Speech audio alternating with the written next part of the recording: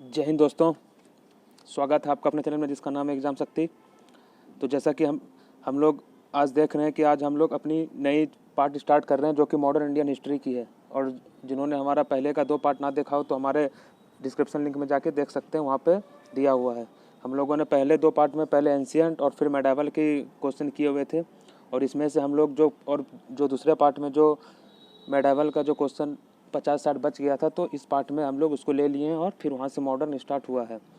इसमें हम लोग टोटल मिला के अभी 1100 क्वेश्चन हो चुका है, ये तीनों पार्ट मिला के, एंशियंट, मेडावल और मॉडर्न का, जो कि आज के ये वीडियो में आपको 400 क्वेश्चन देखने को मिलेगा, जिसमें से 50 क्वेश्चन होंगे मेडावल के और 350 मॉडर्न के। और फिर कल के आने वाली वीडियो में पूरा का पूरा मॉडर्न ख़त्म हो जाएगा, क्योंकि मॉडर्न का जो सेट है पूरा 800-900 क्वेश्चन का है, जिसमें से आज 350 क्वेश्चन हम लोग लेंगे और कल फिर 400 क्वेश्चन।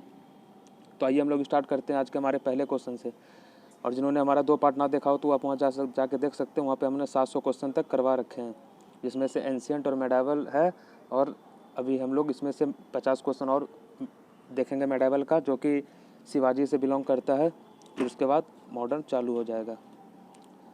तो क्या है हमारा आज का पहला क्वेश्चन, तो है मराठों के उत्कर्ष का निम्न में कौन सा कारण सही है। देखिए, इसमें हिंदी का टाइपिंग थोड़ा मुश्किल है, तो मैंने इसको इंग्लिश में ही टाइप करके लिख दिया, लेकिन आपको कोई दिक्कत नहीं होगा पढ़ने में। मैं आपको पढ़ के सुनाते रहूँगा, बस आपको अच्छे से सुनते रहना है, कहानी की तरह।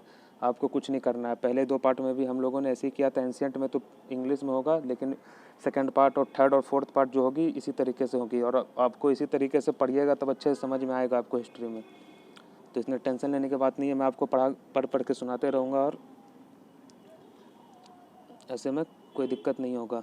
तो मराठाओं के उत्कर्ष का निम्न में से कौन सा कारण सही है। देखिए, जो मराठा लोग थे उनके जो इतने ऊपर पहुंचे थे, तो उसका क्या कारण था। तो उसका कारण था कि धार्मिक चेतना, ज्योग्राफिकल सुरक्षा, राजनीतिक जागृति और उच्च शक्ति। ठीक है,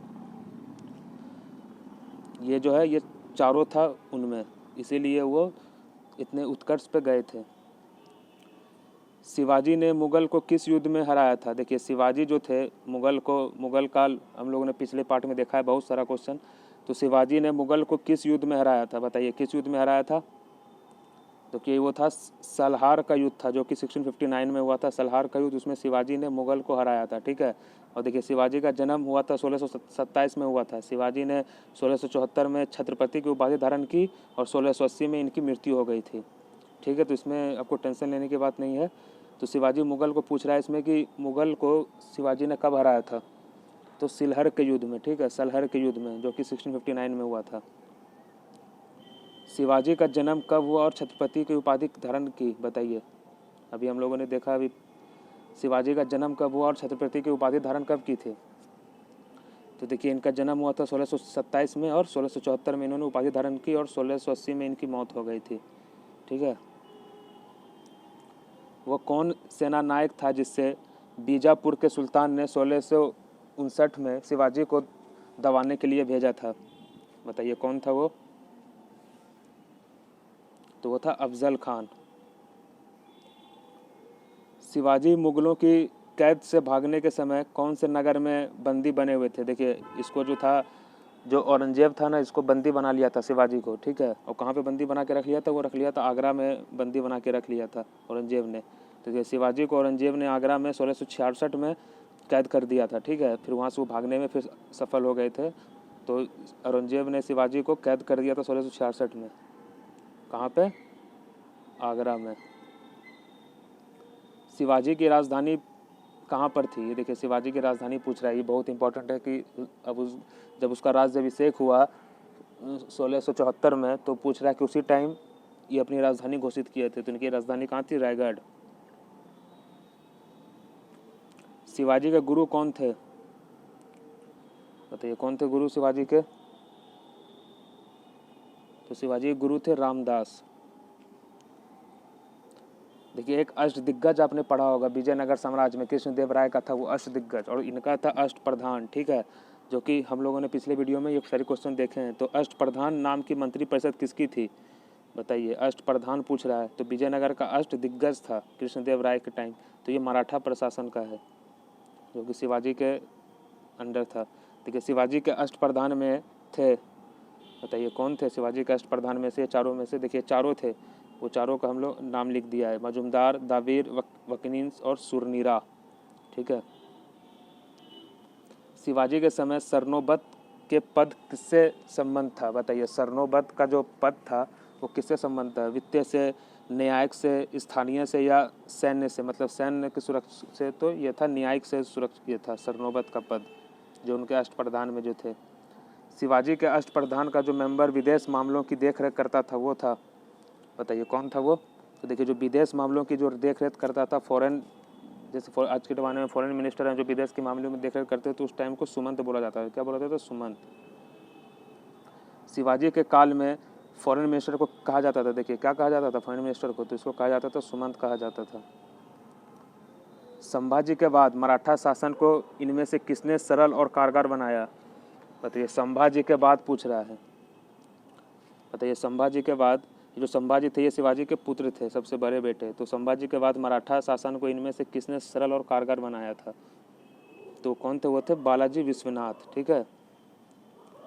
देखिए कुछ कुछ जान लीजिए कि सबसे पहले देखिए बालाजी विश्वनाथ 1713 1720, बाजीराव 1720 से 1740, फिर बालाजी बाजीराव। ठीक है, इससे कन्फ्यूज मत होइएगा, 1740 से 1761, फिर माधवराव सबसे लास्ट में थे 1761 से 1772 तक। तो कैसे स्टार्टिंग हुआ है? तो हुआ है बालाजी विश्वनाथ, उनके बेटे फिर बाजीराव, फिर उन्हीं के ये भी बेटे हैं बालाजी बाजीराव, फिर माधवराव। ठीक है, बालाजी विश्वनाथ 1713 से। ये देखिए ये भी है संभाजी का। देखिए संभाजी का कार्यकाल से, ये शिवाजी के बड़े बेटे थे। राजा राम ये शिवाजी के दूसरे बेटे थे। फिर शिवाजी द्वितीय हुए थे, ये राजा राम के बेटे थे। फिर छत्रपति साहू जी ये संभाजी के बेटे थे। देखिए ये दो बेटे, ये एक बेटे संभाजी का, दो बेटे शिवाजी के। कौन कौन से थे? देखिए दो बेटे थे, संभाजी और राजा राम, याद रखिएगा, संभाजी और राजा राम इनके दो बेटे थे। किसके समय से मराठा राजा नाचीज हो गया और पेशवा वास्तविक शासक? बताइए किसके समय से मराठा राजा नाचीज हो गया और पेशवा वास्तविक शासक हो गया था? तो देखिए बालाजी विश्वनाथ के टाइम में। औरंगजेब के मौत के समय मराठा का भागदौड़ किसके हाथ में था? देखिए औरंगजेब का जब मौत हुआ था 1707 ईस्वी में औरंगजेब का मौत हुआ था, तो उस समय जो ये भागदौड़ था ये ताराबाई के हाथ में था। ठीक है, ताराबाई। एक इतिहासकार ने पानीपत की तीसरी लड़ाई को खुद अपनी आंख से देखा, वो कौन था? बताइए कौन था वो इतिहासकार जो पानीपत की तीसरी लड़ाई कब हुई थी? 1761 में मोहम्मद शाह अब्दाली और मराठाओं के बीच हुई थी। तो कौन था वो? वो था काशीराज पंडित, जो कि अपने आंख से देखा था। देखिए अहमद शाह अब्दाली के भारत पर हमला और पानीपत की तीसरी लड़ाई लड़ने का इम्पोर्टेंट कारण क्या था? देखिए उसका क्या कारण था कि वो, देखिए वो मराठों द्वारा लाहौर से अपने वायसराय तैमूर शाह के निष्कासन का बदला लेना चाहता था। देखिए इसी की वजह से पानीपत का तीसरा लड़ाई हुआ था। जो देखिए मराठा जो था ना, ये अपना वायसराय नियुक्त किया था तैमूर शाह, ये जो मराठे लोग थे उसको वहाँ से भगा दिए थे, तो उसी को बदला ये लेने ये यहाँ पे आया था। पानीपत के तीसरे युद्ध में से किसने मराठाओं को हराया था? तो किसने हराया था? तो अफगान ने। अब ये थे अहमद शाह अब्दाली, अफगान के ही थे। तो ये लड़ाई कब हुआ था? 1761 में हुई थी ये लड़ाई। पानीपत का तीसरी लड़ाई कब हुई थी? देखिए आपसे एग्जैक्ट डेट पूछ लिया है, तो 14 जनवरी 1761 में हुआ था। लड़ा गया था मराठा और अहमद शाह अब्दाली के बीच। ठीक है। कौन रेहुला सरदार अहमद शाह अब्दाली का विश्वास पात्र था? बताइए कौन था वो रेहुला सरदार जो अहमद शाह अब्दाली का विश्वास पात्र था? तो वो था नजीब खान। औरंगजेब की 1707 में मौत के बाद सत्ता किसने संभाली? बताइए किसने संभाली सत्ता औरंगजेब के बाद? देखिए वो थे बहादुर शाह प्रथम। 1707 में मारे तो 1707 से फिर 1712 में। औरंगजेब के बाद बहादुर शाह प्रथम आए थे, और लास्ट कौन थे? बहादुर शाह जफर। औरंगजेब के बाद अगर पूछे तो बहादुर शाह प्रथम थे। ठीक है, बहादुर शाह प्रथम। किस मुगल सम्राट ने अंग्रेज को मतलब बंगाल में शुल्क मुक्त की सुविधा प्रदान की थी? देखिए कौन सा इसमें से मुगल सम्राट था जो कि अंग्रेज को बंगाल में शुल्क मुक्त की सुविधा प्रदान की थी? अकबर, जहांगीर, बहादुर शाह या फर्रुखसियार? देखिए फर्रुखसियार के बारे में याद रखिएगा, ये फर्रुखसियार था। ये इसी ने जो था बंगाल में जो था शुल्क मुक्त की सुविधा प्रदान की थी ये सारे अंग्रेज को। मयूर सिंहासन पर बैठने वाला अंतिम मुगल सम्राट कौन था? देखिए मयूर सिंहासन जो कि शाहजहां ने बनवाया था, ठीक है। तो ये इसके सिंहासन पर बैठने वाला लास्ट मुगल कौन था? वो था महमूद शाह, जो कि नादिर शाह ने 1739 की लड़ाई में मयूर सिंहासन को छीन के भाग गया था वो, ठीक है। तो वो लास्ट शासक था महमूद शाह। नादिर शाह के हमले के समय मुगल शासक, देखिए नादिर शाह ही देखो लड़ने आया था, 1739 में हमला किया था ये, ठीक है। तो मोहम्मद शाह था, तो इसी से छीन के वो भाग गया था वो। किसके शासन में हिजड़ों और महिलाओं के एक वर्ग का प्रभुत्व था? बताइए। मतलब उसके शासनकाल में हिजड़ों और महिलाओं का जो वर्ग जो था वो बहुत आगे आगे था, मतलब उसका चरम सीमा सब राजाओं के में से उसमें बढ़ के था। तो वो था महमूद शाह के टाइम ही, जो कि इनका टाइम कार्यकाल था 1719 से लेकर 1748 तक। और 1739 में नादिर शाह के साथ इसका झगड़ा हुआ था, जिसमें मयूर सिंहासन लेकर भाग गया था वो। कौन सा मुगल बादशाह रंगीला के नाम से जाना जाता था? बताइए कौन सा मुगल बादशाह था जो रंगीला नाम से जाना जाता था? रंगीला, एकदम रंगीला मिजाज का था भाई वो मुगल बादशाह। तो वो था फर्रुखसियार। ये देखिए, इसको एक बार देख लीजिए। देखिए जहांदर शाह 1712 में, देखिए 1707 से 1712 बहादुर शाह प्रथम रहा था। फिर उसके बाद कौन आया था? जहांदर शाह, फिर मोहम्मद शाह, देखिए मोहम्मद शाह जो कि मयूर सिंहासन वाला, फिर अहमद शाह, फिर आलमगीर द्वितीय आया था, आलमगीर द्वितीय, ठीक है। तो ये सीक्वेंस याद रखिएगा। औरंगजेब के मरने के बाद बहादुर शाह प्रथम, फिर जहांदर शाह, फिर मोहम्मद शाह। मोहम्मद शाह तो याद हो ही जाएगा, औरंगजेब के जस्ट एक दो के बाद था मोहम्मद शाह, जिसमें नादिर शाह जिस टाइम आया था। उसके बाद अहमद शाह, उसके बाद आलमगीर द्वितीय। किस मुगल बादशाह को वजीर गियाजुद्दीन ने दिल्ली में दाखिल नहीं होने दिया था? देखिए वो कौन सा मुगल बादशाह था जिसको वजीर गियाजुद्दीन ने दिल्ली में दाखिल नहीं होने दिया था, दिल्ली में उसको घुसने ही नहीं दिया था। देखिए यहाँ पे हम लोग ने कहाँ तक पढ़ा था? आलमगीर द्वितीय तक, 1759 से तक, ठीक है। एकदम सीक्वेंस वाइज याद कर लीजिए। 1707 में औरंगजेब मरा, फिर आया बहादुर शाह प्रथम, 1707 से 1712, फिर 1712 से 1713 तक में रहा जहांदर शाह, फिर 1719 से रहा 1748 के बीच में महमूद शाह, फिर आया अहमद शाह, फिर आया आलमगीर द्वितीय, फिर आए थे कौन? फिर आए थे शाह आलम द्वितीय, ठीक है। शाह आलम द्वितीय आए थे, ठीक है। शाह आलम प्रथम, फिर शाह आलम द्वितीय। अंतिम मुगल सम्राट बहादुर शाह था, उसके पिता का नाम था? बताइए। अंतिम जो मुगल सम्राट था वो बहादुर शाह था, तो उनके पिता का नाम क्या था? तो उनके पिता का नाम था अकबर शाह द्वितीय, ठीक है। अकबर शाह द्वितीय नाम था। ये 1862 में मारे गए थे, बहादुर शाह जफर 1862 में ये मारे गए थे। भारत का आखिरी मुगल सम्राट कौन था? देखिए सबसे आखिरी तो बहादुर शाह जफर था। इनमें से कौन अवध का पहला नवाब था? बताइए अवध का पहला नवाब इसमें से कौन था? तो वो था, देखिए, शहादत खान। इनमें से कौन हैदराबाद के स्वतंत्र राज्य का फाउंडर था? बताइए। हैदराबाद को तो निज़ाम फाउंड किए थे, तो इसका चिंकलिज खान उर्फ निज़ामुल, ठीक है, निज़ामुल या चिंकलिज खान, जो हैदराबाद के स्वतंत्र राज्य को फॉर्म किया था।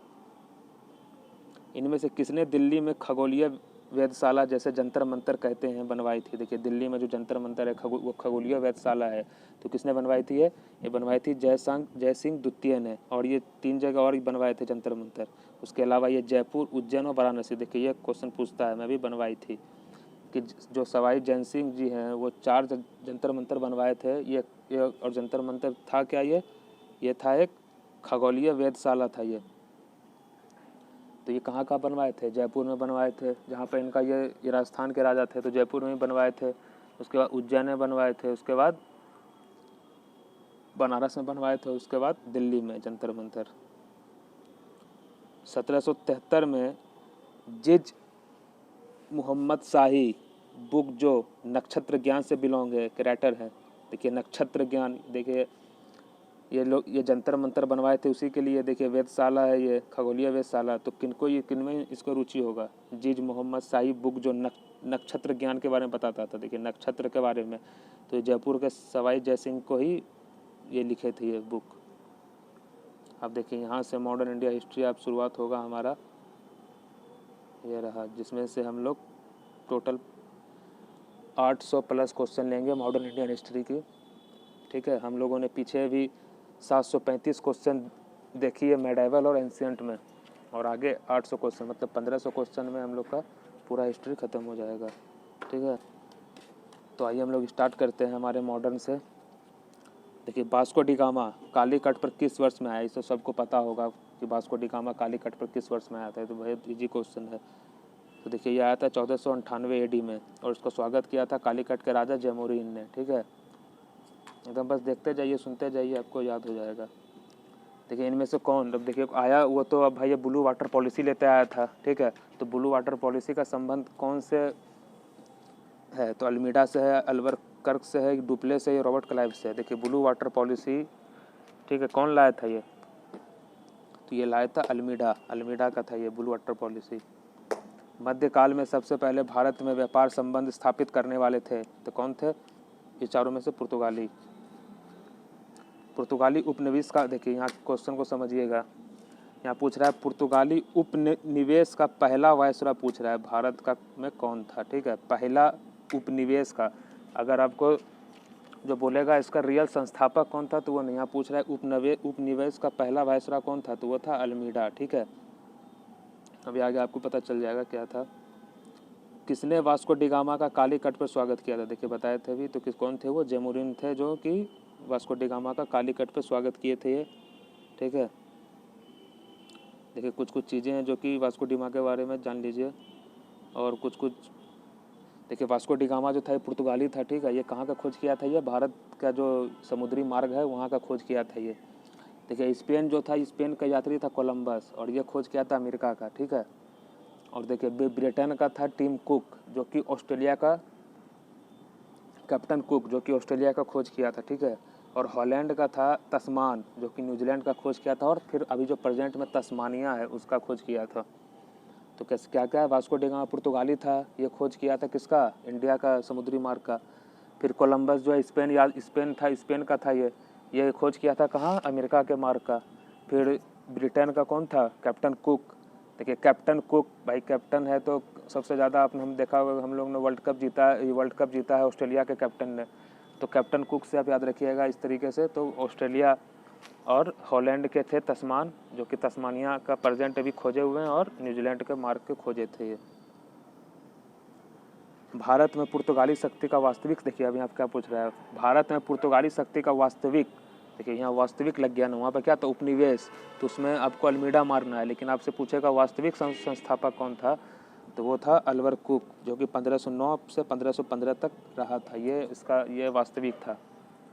ठीक है, पुर्तगालियों ने भारत में इनमें से किस स्थान पर पहला दुर्ग का निर्माण किया था, बताइए कौन से जगह में पहला दुर्ग का निर्माण किया था पुर्तगाली ने।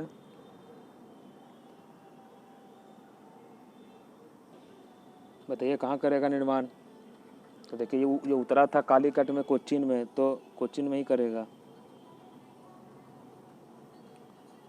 बंगाल के फैक्ट्री में से एक जो पुर्तगाली द्वारा बनाई गई थी वो थी कौन सी, बताइए, बंदेल, चिंसुरा, हुगली या सिरमपुर। पुर्तगालियों ने बंगाल में कौन सी फैक्ट्री बनाई थी, देखिए कि हुगली बनाई थी। ठीक है, हुगली, ये देखिए इसको पढ़ लीजिए इसको अच्छे से, पौंडीचेरी के बारे में कुछ है। तो ठीक है, पौंडीचेरी में देखिए सबसे पहले पुर्तगाली ने उपनिवेश बनाया था। ठीक है, देखिए सबसे पहले आया पुर्तगाली, तो सबसे पहले ये देखा जगह, सबसे पहले यही राज करेगा। फिर दूसरा यूरोपीय डच था जो पौंडीचेरी पर कब्जा किया। देखिए इसको सीक्वेंस भी यही है, पहले पुर्तगाली आए, फिर डच आए, फिर इंग्लिश आए, फिर फ्रेंच आए। ठीक है, तो पी से पुर्तगाली, पी से पौंडीचेरी, उस तरीके से याद रखिएगा पौंडीचेरी का कहानी। देखिए पहले पौंडीचेरी का कहानी ये है कि पहले पुर्तगाली आया, ठीक है, उस पर वो राज किया, फिर डच आया तो फिर उस पर कब्जा कर लिया, दोनों का झगड़ा हुआ तो उसको हरा के ये कब्जा कर लिया। फिर इंग्लिश आया, फिर 1791 में ये कब्जा कर लिया। ठीक है, और फिर लास्ट में 1814 की पेरिस की संधि में, ठीक है, फ्रांस को दे दिया गया। देखिए याद रखिएगा सबसे पेरिस की संधि कब हुई थी, 1814 में, और लास्ट में फिर ये पौंडीचेरी हमेशा के लिए फ्रांस को दे दिया गया था। तो ये पौंडीचेरी जो है ये फ्रांस 1814 के बाद वहाँ पे रहता था फ्रांसीसी लोग। तो सबसे पहले पौंडीचेरी पे कब्जा कौन किया था? पुर्तगाली। फिर डच आया, फिर इंग्लिश आया, जैसे जैसे सीक्वेंस भी यही है आने का भारत में ये लोग का। तो इस तरीके से याद रखिएगा। देखिए, हुगली को बंगाल की खाड़ी में समुद्री लूटपाट के लिए किसने अड्डा बनाया था? देखिए, अभी पीछे वाले क्वेश्चन में हम लोग पढ़े थे, तो कौन था वो? पुर्तगाली ने बनाया था। कोलकाता का फाउंडर कौन था? देखिए, कोलकाता का संस्थापक कौन था? कौन कोलकाता नगर को बसाया था? कोलकाता शहर को कौन बसाया था? Charles Eyre, Job Charnock, Gerald Aungier या विलियम नॉरिस? तो देखिए, जॉब चारनाक जी जो थे ये कोलकाता को बसाए थे। भारत के साथ व्यापार के लिए सबसे पहले संयुक्त पूंजी कंपनी। देखिए, अब सबसे पहले तो पुर्तगाली तो आया था, ठीक है, ये तो आपको पता चल गया होगा, ठीक है। लेकिन क्वेश्चन पूछ रहा है कि भारत के साथ व्यापार के लिए सबसे पहले संयुक्त पूंजी कंपनी, मतलब संयुक्त पूंजी कंपनी किन लोगों ने आरंभ की? मतलब यहाँ पे ये पुर्तगाली से थोड़ा कुछ बढ़ के ये यहाँ पे उससे खोल रहे थे, मतलब, ठीक है। तो ये याद रखिएगा, संयुक्त पूंजी के बारे में बात कर रहे हैं यहाँ पे। तो ये लोग डच थे, ठीक है, याद रखिएगा, डच। डच ने पुर्तगाली को पराजित किया और आधुनिक कोच्चि में फोर्ट विलियम का निर्माण किया। देखिए, ये सबसे पहले, देखिए, जहाँ जहाँ ये पुर्तगाली उतरते जा रहा था, डच इस पे मार मार के लेते जा रहा था। तो देखिए, सबसे पहले ये कालीकट उतरा तो वहाँ पे लड़ाई किया, तो वहाँ मार के फोर्ट विलियम का निर्माण जो किया डच किया। केरला का प्रसिद्ध है ये फोर्ट विलियम, ठीक है। इसको याद रखिए, एग्जाम में पूछ लेता है कि फोर्ट विलियम का निर्माण कौन यूरोपियन कंट्री ने किया है? पुर्तगाली, डच, दानिश या इंग्लिश? तो आंसर आपको डच मारना पड़ेगा फिर। तो ये फिर पौंडीचेरी पे आया, फिर उसको मार के फिर इंग्लिश लिया, फिर इंग्लिश ले मार के फ्रेंच ले लिया। और देखिए, एक बहुत इंपॉर्टेंट क्वेश्चन है, पुर्तगाली जो था 1510 में अल्बुकर्क के वायसरॉय में वो गोवा को अपने अंदर कर लिया था। गोवा जो था वो पुर्तगाली के अंडर था, और 1961 में पुर्तगाली लोग गोवा से गए थे, ठीक है। भारत में ईस्ट इंडिया कंपनी का सफलता का राज क्या था? देखिए, अब सफलता का क्या राज था ये देख लीजिए एक बार। देखिए, भारत में राष्ट्रीय भावना की कमी थी, कंपनी की सेना के पास आधुनिक हथियार नहीं थे। आधुनिक हथियार थे, जो कंपनी थी ईस्ट इंडिया कंपनी के पास, उसके पास आधुनिक हथियार थे अब, और यहाँ के लोगों के पास उतना आधुनिक हथियार था नहीं उस समय। भारतीय सेना में राष्ट्रीय भावना का अभाव था, जिसके वजह से कोई उन्हें अच्छा वेतन दे तो वो अपनी सेवा में लगा सकता था। देखिए, तो ईस्ट इंडिया कंपनी की सफलता का राज यही है कि भारत में कोई राष्ट्रीय भावना की बहुत कमी थी यहाँ पे, मतलब कोई राष्ट्र प्रेम उतना दिखाता नहीं था। कंपनी के सेना के स्कूल लोग के पास आधुनिक हथियार था, सबको डरा डरा के, सबको बोल बोल के अपना सब कुछ यहाँ पे कब्जा कर लिया। और भारतीय सेना में राष्ट्रीय भावना का अभाव था, जिसके वजह से कोई उन्हें अच्छा वेतन दे, और कोई उसे अच्छा वेतन देता था तो वो अब पैसे के लिए घर बार देखना था वो लोग को भी। तो इस वजह से ईस्ट इंडिया कंपनी का सफल हो गया था यहाँ पे।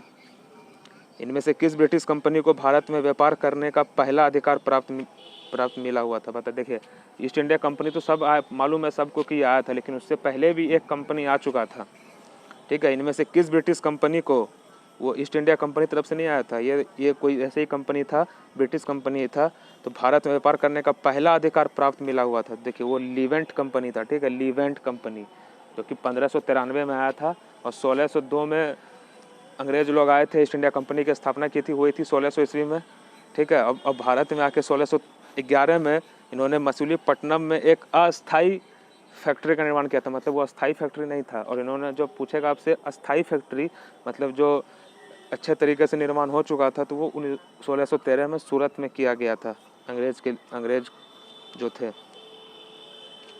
देखिए, लंदन में ब्रिटिश ईस्ट इंडिया कंपनी के गठन के समय भारत में कौन बादशाह था? देखिए, जब लंदन में जब ईस्ट इंडिया कंपनी जब फॉर्म हो रहा था, तो 1600 ईस्वी में फॉर्म हुआ था ईस्ट इंडिया कंपनी, तो 1600 ईस्वी के टाइम 1605 तक अकबर राज किया था, ठीक है, 1556 से लेकर 1605 तक। तो 1605 तो 1600 के बीच में ही आता है, तो 1600 उसी के बीच में आता है, 1605 के तक में। तो कौन था? वो अकबर था। तो इस तरीके से आप आंसर तक पहुँच सकते हैं। किस मुगल सम्राट के काल में इंग्लिश ईस्ट इंडिया कंपनी ने भारत में सबसे पहले फैक्ट्री लगाई? बताइए। फैक्ट्री आप देखिए, सबसे पहली फैक्ट्री लगाई थी 1611 में, लेकिन वो अस्थायी थी, वो आपसे एग्जाम में पूछेगा नहीं, लेकिन अब तक तो याद कीजिए। जो मेन था वो सूरत वाला था। तो उस अकबर के बाद किसका शासन आया था? जहांगीर का। जो कि तो उसी काल, किसी काल में लगा था? जहांगीर के काल में लगा था। देखिए भारत में 1613 में इंग्लिश ने अपनी पहली फैक्ट्री कहाँ स्थापित की थी? बताइए कहाँ स्थापित किया था वो? तो 1613 से पूछ रहा है तो वो सूरत में किया था। किस इंग्लिश अधिकारी ने पुर्तगाली को सोली के स्थान पर हराया था? देखिए अब कौन सा वो अंग्रेज अधिकारी था जो कि पुर्तगाली को, सोली का लड़ाई, बहुत फेमस लड़ाई है सोली का लड़ाई, जो कि उस स्थान पर कौन सा हराया था? कौन थे वो ब्रिटिश के अधिकारी? तो वो थे Thomas best. East India company के शुरुआती दौर में वेस्टर्न प्रेसिडेंसी कहाँ थी? देखिए शुरुआती दौर में पूछ रहा है, तो शुरुआती दौर में अगर पूछ रहा है आपसे तो देखिए सबसे पहले ये आके लगाया था सूरत में फैक्ट्री 1613 में।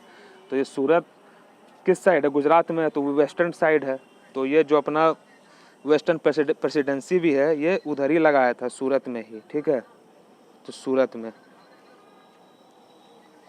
ब्रिटिश ईस्ट इंडिया कंपनी ने बॉम्बे किससे लिया था? देखिए ब्रिटिश ईस्ट इंडिया कंपनी ने बॉम्बे किससे लिया था? ये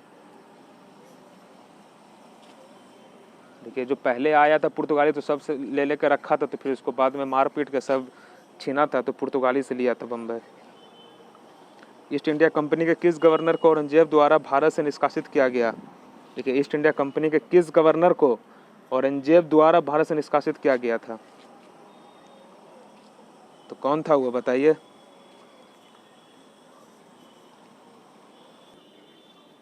कौन थे वो? देखिए अब भाई कोई बच्चा होगा इसीलिए मार के भगा दिया उसको, तो सर जॉन चाइल्ड, ठीक है, सर जॉन चाइल्ड थे, जिसको औरंगजेब ने बच्चे समझ के भगा दिया, निकल गए यहाँ से तू करके।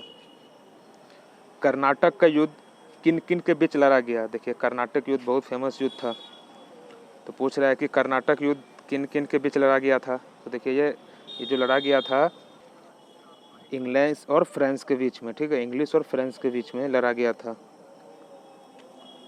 इनमें से कौन सा पहला यूरोपियन आदमी था जिसने भू क्षेत्र अर्जित करने के सोच से भारतीय राजा के झगड़े में भाग लेने की नीति शुरू की थी? देखिए बहुत दिमाग वाला आ गया था, अब दिमाग लगा के अब सबको फूट डालवाएगा। तो कौन था वो जिन्होंने ये नीति शुरू की थी कि इनमें से कौन सा पहला यूरोपियन आदमी था जिसने भू क्षेत्र अर्जित करने के लिए, मतलब जमीनी, बस जमीन पाने के लिए भारतीय राजा के झगड़े में भाग लेने की नीति शुरू की? तो वो था डुप्ले। भारत में फ्रांस ने सबसे पहला फैक्ट्री कहाँ खोपे लगाया था? देखिए अब फ्रांस के बारे में पूछ रहा है, तो कि फ्रांस भी जो था ये सबसे पहला फैक्ट्री अपना सूरत में ही लगाया था, ठीक है, याद रखिएगा, सबसे पहले ये सूरत में ही लगाया था अपना पहला factory. French east India company found हुआ था, देखिए कब फाउंड हुआ था फ्रेंच ईस्ट इंडिया कंपनी?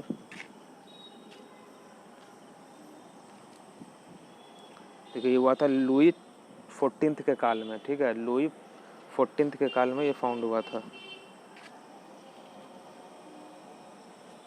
इनमें से किसे भारत में फ्रांस कंपनी का फाउंडर माना जाता है? बताइए इसमें से कौन सा है जिसको फ्रांस कंपनी का संस्थापक माना जाता है? रिसलू, मजारे, कॉलवर्ट या मार्टिन? तो देखिए वो कॉलवर्ट है। बंगाल में इनमें से कौन सा फैक्ट्री डच ने फाउंड किया था? बताइए बंगाल में इनमें से कौन सा फैक्ट्री डच ने मतलब बनाया था, डच वालों ने बनाया था बंगाल में? एक बार तो बंगाल में पुर्तगाली ने हुगली बनाया था, ठीक है, ये तो होगा नहीं, तो बताइए क्या होगा? देखिए ये होगा चिंसुरा। और देखिए हुगली में पुर्तगाली भी बनाया था लेकिन डच भी बनाया था, हाँ याद आया अभी, ये डच भी बनाया था। चिंसुरा और हुगली दोनों होगा, इसका बी एंड 2 और 3 आंसर दोनों होगा, तो इसको अच्छे से याद रखिएगा। ये आंसर में भी 2 और 3 ही था, तो मैं सोचा कि आपको 2 याद हो जाता, तो इसलिए क्वेश्चन लिए थे। तो चिंसुरा और हुगली, डच ने भी बंगाल में चिंसुरा और हुगली पे अपना फैक्ट्री स्थापित किया था। देखिए फ्रांस दक्कन में शक्ति आंदोलन स्थापित करने में असफल रहा, क्योंकि? बताइए दक्कन क्षेत्र होता था महाराष्ट्र का, महाराष्ट्र हो गया, और नीचे ईस्ट साउदर्न पार्ट का, फिर नॉर्दर्न आंध्र प्रदेश हो गया, नॉर्दर्न कर्नाटक हो गया, ये सब दक्कन में आते थे इधर के क्षेत्र। इधर गुजरात हो गया, दक्कन राजस्थान में थोड़ा सा पार्ट, तो ये जो था तो इंग्लिश की फौज शक्तिशाली थी इसीलिए। देखिए ये इसमें है कि सबसे पहले पुर्तगाली आया, फिर डच आया, फिर इंग्लिश आया, फिर फ्रेंच आया, याद कर लीजिएगा इसको। ये देखिए पौंडीचेरी फ्रेंच के पास था, गोवा पुर्तगाली, देखिए ट्रांकबोर दानिश और सद्रास डच के पास। देखिए और इंग्लिश से कुछ दिया नहीं, क्योंकि इंग्लिश पर तो फिर ये लोग बस यही एक दो दो जगह पर रहते थे, लेकिन इंग्लिश तो हर जगह अपना कब्जा करते जा रहा था। तो पौंडीचेरी फ्रेंच का, गोवा पुर्तगाली का, ट्रांकोवर दानिश का और सद्रास डच का। ठीक है, सद्रास जो है था वो डच लोगों का था। उस जगह का पहचान करें जहाँ से यूरोपियन को बेस्ट क्वालिटी का सोरा और अफीम मिलता था। देखिए, सोरा और अफीम सबसे बेस्ट क्वालिटी को मिलता था उसको, ब्रिटिश लोग को। तो बिहार से मिलता था, गुजरात से मिलता था, बंगाल से मिलता था या मद्रास से मिलता था। देखिए, उसको जो मिलता था बिहार से मिलता था उसको सबसे बेस्ट अफीम। किसने ईस्ट इंडिया कंपनी के बारे में ये कहा कि कंपनी एक असंगति है, पर यह उस एक का भाग है जहाँ सब कुछ असंगत है। देखिए भाई, ये तो बहुत बड़ा बात कर दिया था कि किसने ईस्ट इंडिया कंपनी के बारे में ये कहा है कि कंपनी एक असंगति है, पर यह उस एक का भाग है जहाँ सब कुछ असंगत है। तो ये देखिए, JB मैकॉले जी थे, इन्होंने ये बात कही थी। इनमें से कौन एक मुगल सम्राट द्वारा बनाया गया बंगाल का अंतिम गवर्नर था? बताइए, इनमें से कौन एक मुगल सम्राट द्वारा बनाया गया था? ठीक है, मुगल सम्राट द्वारा बनाया गया बंगाल का अंतिम गवर्नर था। तो वो कौन थे? मुर्शिद कुली खान। कि कौन? मुगल सम्राट द्वारा बनाया गया। ठीक है, मुगल सम्राट द्वारा बनाया गया बंगाल का अंतिम गवर्नर था मुर्शिद अली खान। ठीक है, मुगल, देखिए, मुगल सम्राट, एम से मुगल, एम से मुर्शिद अली खान, मतलब लास्ट। अगर मुगल सम्राट के बारे में पूछे कि बंगाल में अंतिम गवर्नर किया था, तो मुर्शिद अली कुली खान थे वो।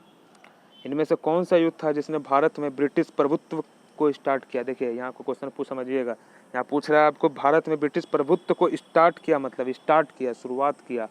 तो देखिए, वो प्लासी का युद्ध था सबसे, जो 1757 में जिस टाइम फिर जो मार हुआ था। ठीक है, सिराजुद्दौला और रॉबर्ट क्लाइव के बीच में, बैटल ऑफ प्लासी, जो कि वेस्ट बंगाल में है प्लासी। तो सबसे जो प्रभुत्व जो था, शुरुआत जो हुआ ब्रिटिश का, ठीक है, जिसने थोड़ा सा एक कदम और आगे बढ़ाया था, तो वो था प्लासी का युद्ध। और बक्सर के युद्ध के बाद तो फिर ख़त्म ही हो गया, फिर तो वो अपना सब चीज़ ले ही के आ गए और फिर स्टार्ट कर दिया अपना अत्याचार। सिराजुद्दौला लॉर्ड क्लाइव द्वारा हारा गया डैश के युद्ध में। देखिए, सिराजुद्दौला लॉर्ड क्लाइव द्वारा हारा गया था। कब हारा गया था? तो प्लासी के युद्ध में 1857 में हुआ था युद्ध प्लासी का, उसी में सिराजुद्दौला, ठीक है, ये बंगाल का नवाब था, तो ये हारा था। भारत में ब्रिटिश साम्राज्य का फाउंडर कौन था? देखिए, भारत में पूछ रहा है ब्रिटिश साम्राज्य का फाउंडर कौन था? देखिए, लॉर्ड रॉबर्ट क्लाइव थे। ठीक है, ये जो ब्रिटिश साम्राज्य को फाउंड किया था ये। इनमें से किसे स्वर्ग से निकला सेना नायक कहा गया? देखिए, अब ये स्टार्ट कर दिया 1757 में लड़ाई में, ये हरा दिया सिराजुद्दौला को, तो इसी को बोला जाता है स्वर्ग से निकला सेना नायक। यहीं से इसका स्टार्ट कहानी हुआ रॉबर्ट क्लाइव का। ठीक है, रॉबर्ट क्लाइव को बोला जाता है। प्लासी का युद्ध का मैदान कहाँ पर है? देखिए, कहाँ पर है? ये वेस्ट बंगाल में है। प्लासी का युद्ध लड़ा गया था कब? 1757 में। इनमें से किसने अपनी राजधानी मुर्शिदाबाद से मुंगेर बनाया था? देखिए, कौन थे वो राजा जो कि मुर्शिदाबाद से मुंगेर अपनी राजधानी बनाए थे? जो सबको पता होगा ये, तो ये थे मीर कासिम। सबसे अधिक इम्पोर्टेंट युद्ध, मतलब सबसे अधिक महत्वपूर्ण युद्ध जिसने अंग्रेज के भारत में प्रभुत्व का स्थापित किया था। देखिए, वहाँ पर क्या पूछ रहा था? यहाँ पे पूछ रहा है सबसे निर्णायक युद्ध, मतलब सबसे इम्पोर्टेंट युद्ध। वो तो था कि वो स्टार्ट कर दिया था, मतलब पहल था, एक कदम आगे, मतलब स्टार्ट किया हुआ था वहाँ पे। लेकिन सबसे निर्णायक युद्ध जो मैंने आपको बताया था, बक्सर का युद्ध, जहाँ पर से फिर ये सारा का सारा फिर अपने अंडर, इसके अंदर सब चीज़ आ चुका था, और यहाँ से ये पूरा राजपाट अपना विस्तार कर चुके थे और पूरा भारत पे कब्जा कर लिए थे ये। तो ये सबसे अधिक इम्पोर्टेंट युद्ध जो था, ये बक्सर का युद्ध था, जो कि 1764 में हुआ था। ये सबसे इम्पोर्टेंट युद्ध था। ठीक है, 1757 में ब्रिटिश प्रभुत्व का पहला शुरुआत था, और फिर इसके में, और ये बहुत निर्णायक युद्ध था, जिसके बाद ब्रिटिश बहुत ऊपर चला गया। इंग्लैंड की ईस्ट इंडिया कंपनी की भारत में पहली इंपॉर्टेंट सैनिक सफलता मानी जाती है। देखिए, सबसे इम्पोर्टेंट सैनिक सफलता तो बक्सर के युद्ध में इंग्लैंड की। ठीक है, बक्सर के युद्ध के समय दिल्ली का बादशाह कौन था? बताइए, दिल्ली का बादशाह कौन था 1764 में? देखिए, 1764 है ना, ठीक है। तो अब कंफ्यूज होइएगा शाह आलम फर्स्ट और शाह आलम द्वितीय में। देखिएगा आप 17 जो है ये दिख रहा होगा आपको एक एक टाइप का, दो ऐसे कर करके दो लाइन दिखा हुआ, तो शाह आलम द्वितीय वाला होगा, ठीक है, शाह आलम फर्स्ट वाला नहीं। तो इस तरीके से आप सोचिएगा। तो 1764 देखिए यहाँ भी लाइन आ गया, यहाँ भी लाइन आ गया, तो दो दो लाइन दिख रहा है आपको, ठीक है। तो 1764 में कौन थे? शाह आलम द्वितीय थे। बक्सर की लड़ाई के समय बंगाल का नवाब कौन था? देखिए बंगाल का नवाब कौन था बक्सर की लड़ाई के समय? देखिए बंगाल का नवाब था पहले सिराजुद्दौला, तो उसको मार के मीर जाफ़र को बना दिया गया था। तो जब और वो उस टाइम तक भी था, बक्सर के युद्ध के टाइम तक बना रहा था, तो मीर जाफ़र था जो यही धोखेबाजी किया था, इसके वजह से सिराजुद्दौला मारे गए थे। इनमें से जिस एक शासक ने ईस्ट इंडिया कंपनी को दीवानी प्रदान की थी वो था, बताइए कौन था वो, जिसको वो शासक जो कि ईस्ट इंडिया कंपनी को दीवानी प्रदान की थी? देखिए अब 1764 में जब बक्सर के युद्ध में सबको हरा दिया, तो उस टाइम कौन थे? मुगल बादशाह बहादुर शाह शाह आलम द्वितीय। तो फिर यही ना दीवानी प्रदान करेंगे उनको, तो शाह आलम द्वितीय। किस गवर्नर के समय ईस्ट इंडिया कंपनी को शहंशाह शाह आलम द्वारा बंगाल, बिहार और उड़ीसा में दीवानी अधिकार दिए गए? तो किस कौन था उस समय 1764 के टाइम गवर्नर बंगाल का? तो वो था लॉर्ड क्लाइव। तो लॉर्ड क्लाइव के टाइम सम्राट शाह आलम द्वितीय ने ईस्ट इंडिया कंपनी को बंगाल, बिहार और उड़ीसा की दीवानी प्रदान की थी। देखिए बंगाल, बिहार और उड़ीसा की दीवानी कब प्रदान की थी? ये देखिए 18 अगस्त 1765 में। इलाहाबाद की संधि के बाद रॉबर्ट क्लाइव ने मुर्शिदाबाद का उप दीवान किसे बनाया था? बताइए। इलाहाबाद की जब संधि हो गई थी, तो रॉबर्ट क्लाइव ने मुर्शिदाबाद से जो मुगल अपना राजधानी लेके आए थे मीर कासिम, तो मुर्शिदाबाद का उप दीवान किसे बनाया था? तो वो बनाया था, बताइए, मोहम्मद रजा खान को। किसको? इलाहाबाद के मोहम्मद रजा खान को। 1765 में दीवानी प्रदान किए जाने के बाद ब्रिटिश सबसे पहले इनमें से किस जनजाति के संपर्क में आए थे? बताइए। जब बिहार, बंगाल, उड़ीसा की दीवानी मिल गई थी शाह आलम द्वितीय से, रॉबर्ट क्लाइव उस समय गवर्नर जनरल थे, 1764 में बक्सर का युद्ध हो गया, 1757 में भी युद्ध हो गया प्लासी का, सब चीज़ घटित होते आ रहा है, तो ये खासी जनजाति के संपर्क में आए थे उसके बाद। देखिए 18वीं सेंचुरी की लड़ाई है कुछ कुछ, उसको देख लीजिए। देखिए सबसे पहले अंबर युद्ध 1749 में हुआ था, प्लासी से पहले इसको ये है, ठीक है। फिर प्लासी का युद्ध 1757 में। देखिए फिर वांडीवास का युद्ध 1760 में, एक और युद्ध है 1761 में, पानीपत की तीसरी लड़ाई। फिर 1764 में हुआ था, जो कि मीर कासिम, अवध के नवाब शुजाउद्दौला, देखिए एक थे सिराजुद्दौला, एक थे शुजाउद्दौला, दोनों में कन्फ्यूज मत होइएगा। वो बंगाल के नवाब थे जो कि प्लासी के युद्ध में हारे गए थे, और ये थे अवध के नवाब शुजाउद्दौला, ठीक है। और मुगल सम्राट शाह आलम द्वितीय की सेना के साथ इंग्लिश के बीच लड़ाई हुई थी, अंग्रेजों के बीच, ठीक है, बक्सर के युद्ध में। कौन कौन? मीर कासिम और अवध के नवाब सिजाउद्दौला थे, ठीक है, अवध के नवाब थे वो सिजाउद्दौला। बंगाल के नवाब उस टाइम कौन थे? मीर जाफ़र, जो कि उसको सिराजुद्दौला को षडयंत्र के वजह से वो मारे गए थे। तो देखिए अंबर युद्ध पूछ लेगा आपसे, 1749 में हुआ था, बैटल ऑफ प्लासी 1757 में। देखिए 18वीं सेंचुरी का ये बहुत मोस्ट इम्पोर्टेंट युद्ध है ये, तो इसको आप अच्छे से याद कर लीजिएगा। उस फ्रांस सेनापति का नाम बोलिए जो 1760 के वांडीवास युद्ध में हारा गया। बताइए उस फ्रांस सेनापति का। देखिए वांडीवास का जो युद्ध था अंग्रेज और फ्रांसीसी के बीच में था, तो वो वही पूछ रहा है कि वो फ्रांस सेनापति का नाम बोलिए जो 1760 के वांडीवास युद्ध में हारा गया। तो देखिए वो था फ्रांस मार्टिन। वांडीवास युद्ध किसके किसके बीच हुआ था? देखिए ब्रिटिश ने जो थे फ्रेंच को हराया था। इनमें से किसने भारत में इंग्लिश का सबसे ज़्यादा विरोध किया? देखिए अंग्रेजों का सबसे ज़्यादा विरोध करने वाला कौन था? तो वो था मराठा। रंजीत सिंह के राज्य में था। देखिए रंजीत सिंह एक राजा थे नॉर्थ साइड के, तो यही पूछ रहा है कि रंजीत सिंह के राज्य में कौन सा जगह था, इसमें से आपको बताना है। तो देखिए वो श्रीनगर था। रंजीत सिंह किस मिसेल से संबंधित थे? देखिए मिसेल पूछ रहा है। बताइए। ये देखिए शुक्र चकिया से ये थे, ये ठीक है, शुक्र चकिया याद रखिएगा, शुक्र चकिया मिस्र से संबंधित थे ये। महाराजा रणजीत सिंह के राज्य की राजधानी थी, कहाँ थी इनकी राजधानी? देखिए इनकी राजधानी थी लाहौर। रणजीत सिंह ने प्रसिद्ध कोहिनूर हीरा लिया था, किससे लिया था प्रसिद्ध कोहिनूर हीरा?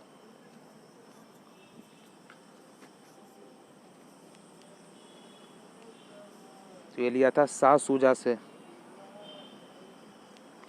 इनमें से किसने कहा था, ईश्वर की इच्छा थी कि मैं सब धर्मों को एक निगाह से देखूं, इसलिए उसने मेरी दूसरी आंख की रोशनी ले ली? देखिए भाई ये कौन कहा था? देखिए कुछ कुछ चीज़ें हैं जो जो बोल के लोग चले जाते हैं, तो आपको थोड़ा सा ध्यान में रखना है। तो ये सब एग्जाम में पूछा जाता है कि ईश्वर की इच्छा थी कि मैं सब धर्मों को एक निगाह से देखूं, इसीलिए उसने मेरी आंख की रोशनी ले ली। कौन बोले थे ये? देखिए बोले थे महाराजा रंजीत सिंह। महाराजा रंजीत सिंह के उत्तराधिकारी कौन थे? देखिए उनके बाद फिर राजा कौन बना? तो वो थे खड़क सिंह। ये सब नाम सुना होगा आपने, खड़क सिंह। सिख राज्य का अंतिम राजा कौन था? सिख राज्य का अंतिम राजा कौन था? तो वो थे दिलीप सिंह। देखिए पहला एंग्लो मैसूर युद्ध, ठीक है, बहुत इंपॉर्टेंट 4 युद्ध है, एंग्लो मराठा युद्ध और एंग्लो मैसूर युद्ध। इसमें कौन कौन से वायसराय रहते हैं, कौन कौन से गवर्नर जनरल थे, तो ये सब बहुत पूछता है एग्जाम में। उस टाइम कौन थे गवर्नर जनरल, किसके बीच हुआ था, तभी आगे अभी आपको सब दिखेगा ये सारे क्वेश्चन। तो पहला एंग्लो मैसूर युद्ध में कौन विजय रहा था? देखिए याद रखिएगा, अंग्रेज और हैदर अली के बीच में ये युद्ध हुआ था, तो हैदर अली उसमें विजय रहा था एकदम पहला युद्ध में। एकदम उसको एकदम रट लीजिए एकदम बहुत अच्छे तरीके से। या और मैं पहला एंग्लो मैसूर युद्ध हुआ था 1766-1769 में, और इस टाइम थे रॉबर्ट क्लाइव थे, ठीक है। ब्रिटिश जनरल जिसने हैदर अली को पोर्टा नोवा के युद्ध में हराया था। देखिए ब्रिटिश जनरल वो कौन थे जिसने हैदर अली को, देखिए हैदर अली अंग्रेज को एंग्लो मैसूर युद्ध में हरा दिया था, लेकिन ये पोर्टा नोवा के युद्ध में हार गया था। तो किससे हार गया था ये? 1781 में। 1766 में से 69 तक पहला एंग्लो मैसूर युद्ध चला था, जिसमें ये अंग्रेजों को हरा दिया था। लेकिन हैदर अली को पोर्टा नोवा में कौन हराया था? तो ये थे सर आयर कूट। 1781 में हरा दिया था ये सर आयर कूट, ठीक है, कूट कूट के मारा था उसको, याद रखिएगा इस तरीके से। हैदर अली सर आयर कूट उसको हरा दिया था 1781 में। टीपू सुल्तान ने अपनी राजधानी बनाई। देखिए टीपू सुल्तान भी एक बहुत बड़े हैदर अली के ये बेटे थे, ठीक है। तो टीपू सुल्तान ने अपनी राजधानी श्रीरंगपट्टनम में बनाई थी। टीपू सुल्तान ने ब्रिटिश सेना को 1780 में हराया था। कहाँ पे हराया था? तो ये हराया था श्रीरंगपट्टनम में। इंग्लिश ने श्रीरंगपट्टनम की संधि किसके साथ की थी?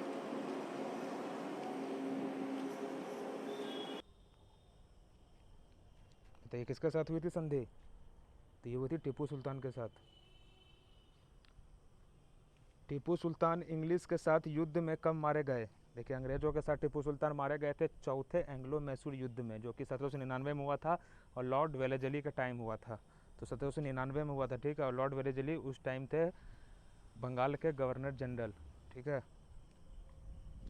ये देखिए पूरा इसको याद कर लीजिए अच्छे तरीके से। देखिए फर्स्ट एंग्लो मैसूर युद्ध 1766-1769 में हुआ था, ठीक है। सेकेंड एंग्लो मैसूर युद्ध 1780-1784, इस दौरान गवर्नर जनरल वारेन हेस्टिंग था। देखिए एकदम वारेन हेस्टिंग एकदम रट लीजिए इसको। थर्ड एंग्लो मैसूर युद्ध हुआ था 1792-1792 के बीच, इस दौरान लॉर्ड कार्नवालिस था। और फोर्थ एंग्लो मैसूर युद्ध हुआ था 1799 में, इस दौरान लॉर्ड वेलेजली था। देखिए इसको एकदम अच्छे से याद रख लीजिए कौन गवर्नर था उस टाइम और कौन कब कब डेट में हुआ था। तो पहला कब हुआ था, जो कि हैदर अली जीता था, तो 1766-1769 में। फिर हैदर अली मर गया था 1781 में पोर्टा नोवा के युद्ध में। फिर 1780 से 1782 के बीच में वही सेकंड एंग्लो मैसूर युद्ध में ही हैदर अली मरा था, ठीक है। और फिर 1790 से लेकर 1792 के बीच हुआ था थर्ड एंग्लो मैसूर युद्ध। इस समय थे कौन? इस समय थे लॉर्ड कार्नवालिस, सेकंड में थे लॉर्ड वारेन हेस्टिंग और चौथे में थे लॉर्ड वेलेजली, जो कि जिसमें टीपू सुल्तान की मौत हुई थी। ये देखिए ये कुछ याद रखिएगा, ये बहुत इंपॉर्टेंट है। देखिए हेक्टर मुंडो जो है बक्सर के युद्ध से संबंधित रखते थे, ठीक है। लॉर्ड हेस्टिंग एंग्लो नेपाल युद्ध, ठीक है। एंग्लो नेपाल युद्ध, पहला एंग्लो नेपाल युद्ध, ये सब एग्जाम में पूछा हुआ क्वेश्चन, वो भी एक बार नहीं 3-3 4-4 बार पूछा गया है। एंग्लो नेपाल युद्ध लॉर्ड हेस्टिंग का टाइम हुआ था। चौथा एंग्लो मैसूर युद्ध लॉर्ड वेलेजली का टाइम। देखिए लॉर्ड वेलेजली तो याद हो गया होगा।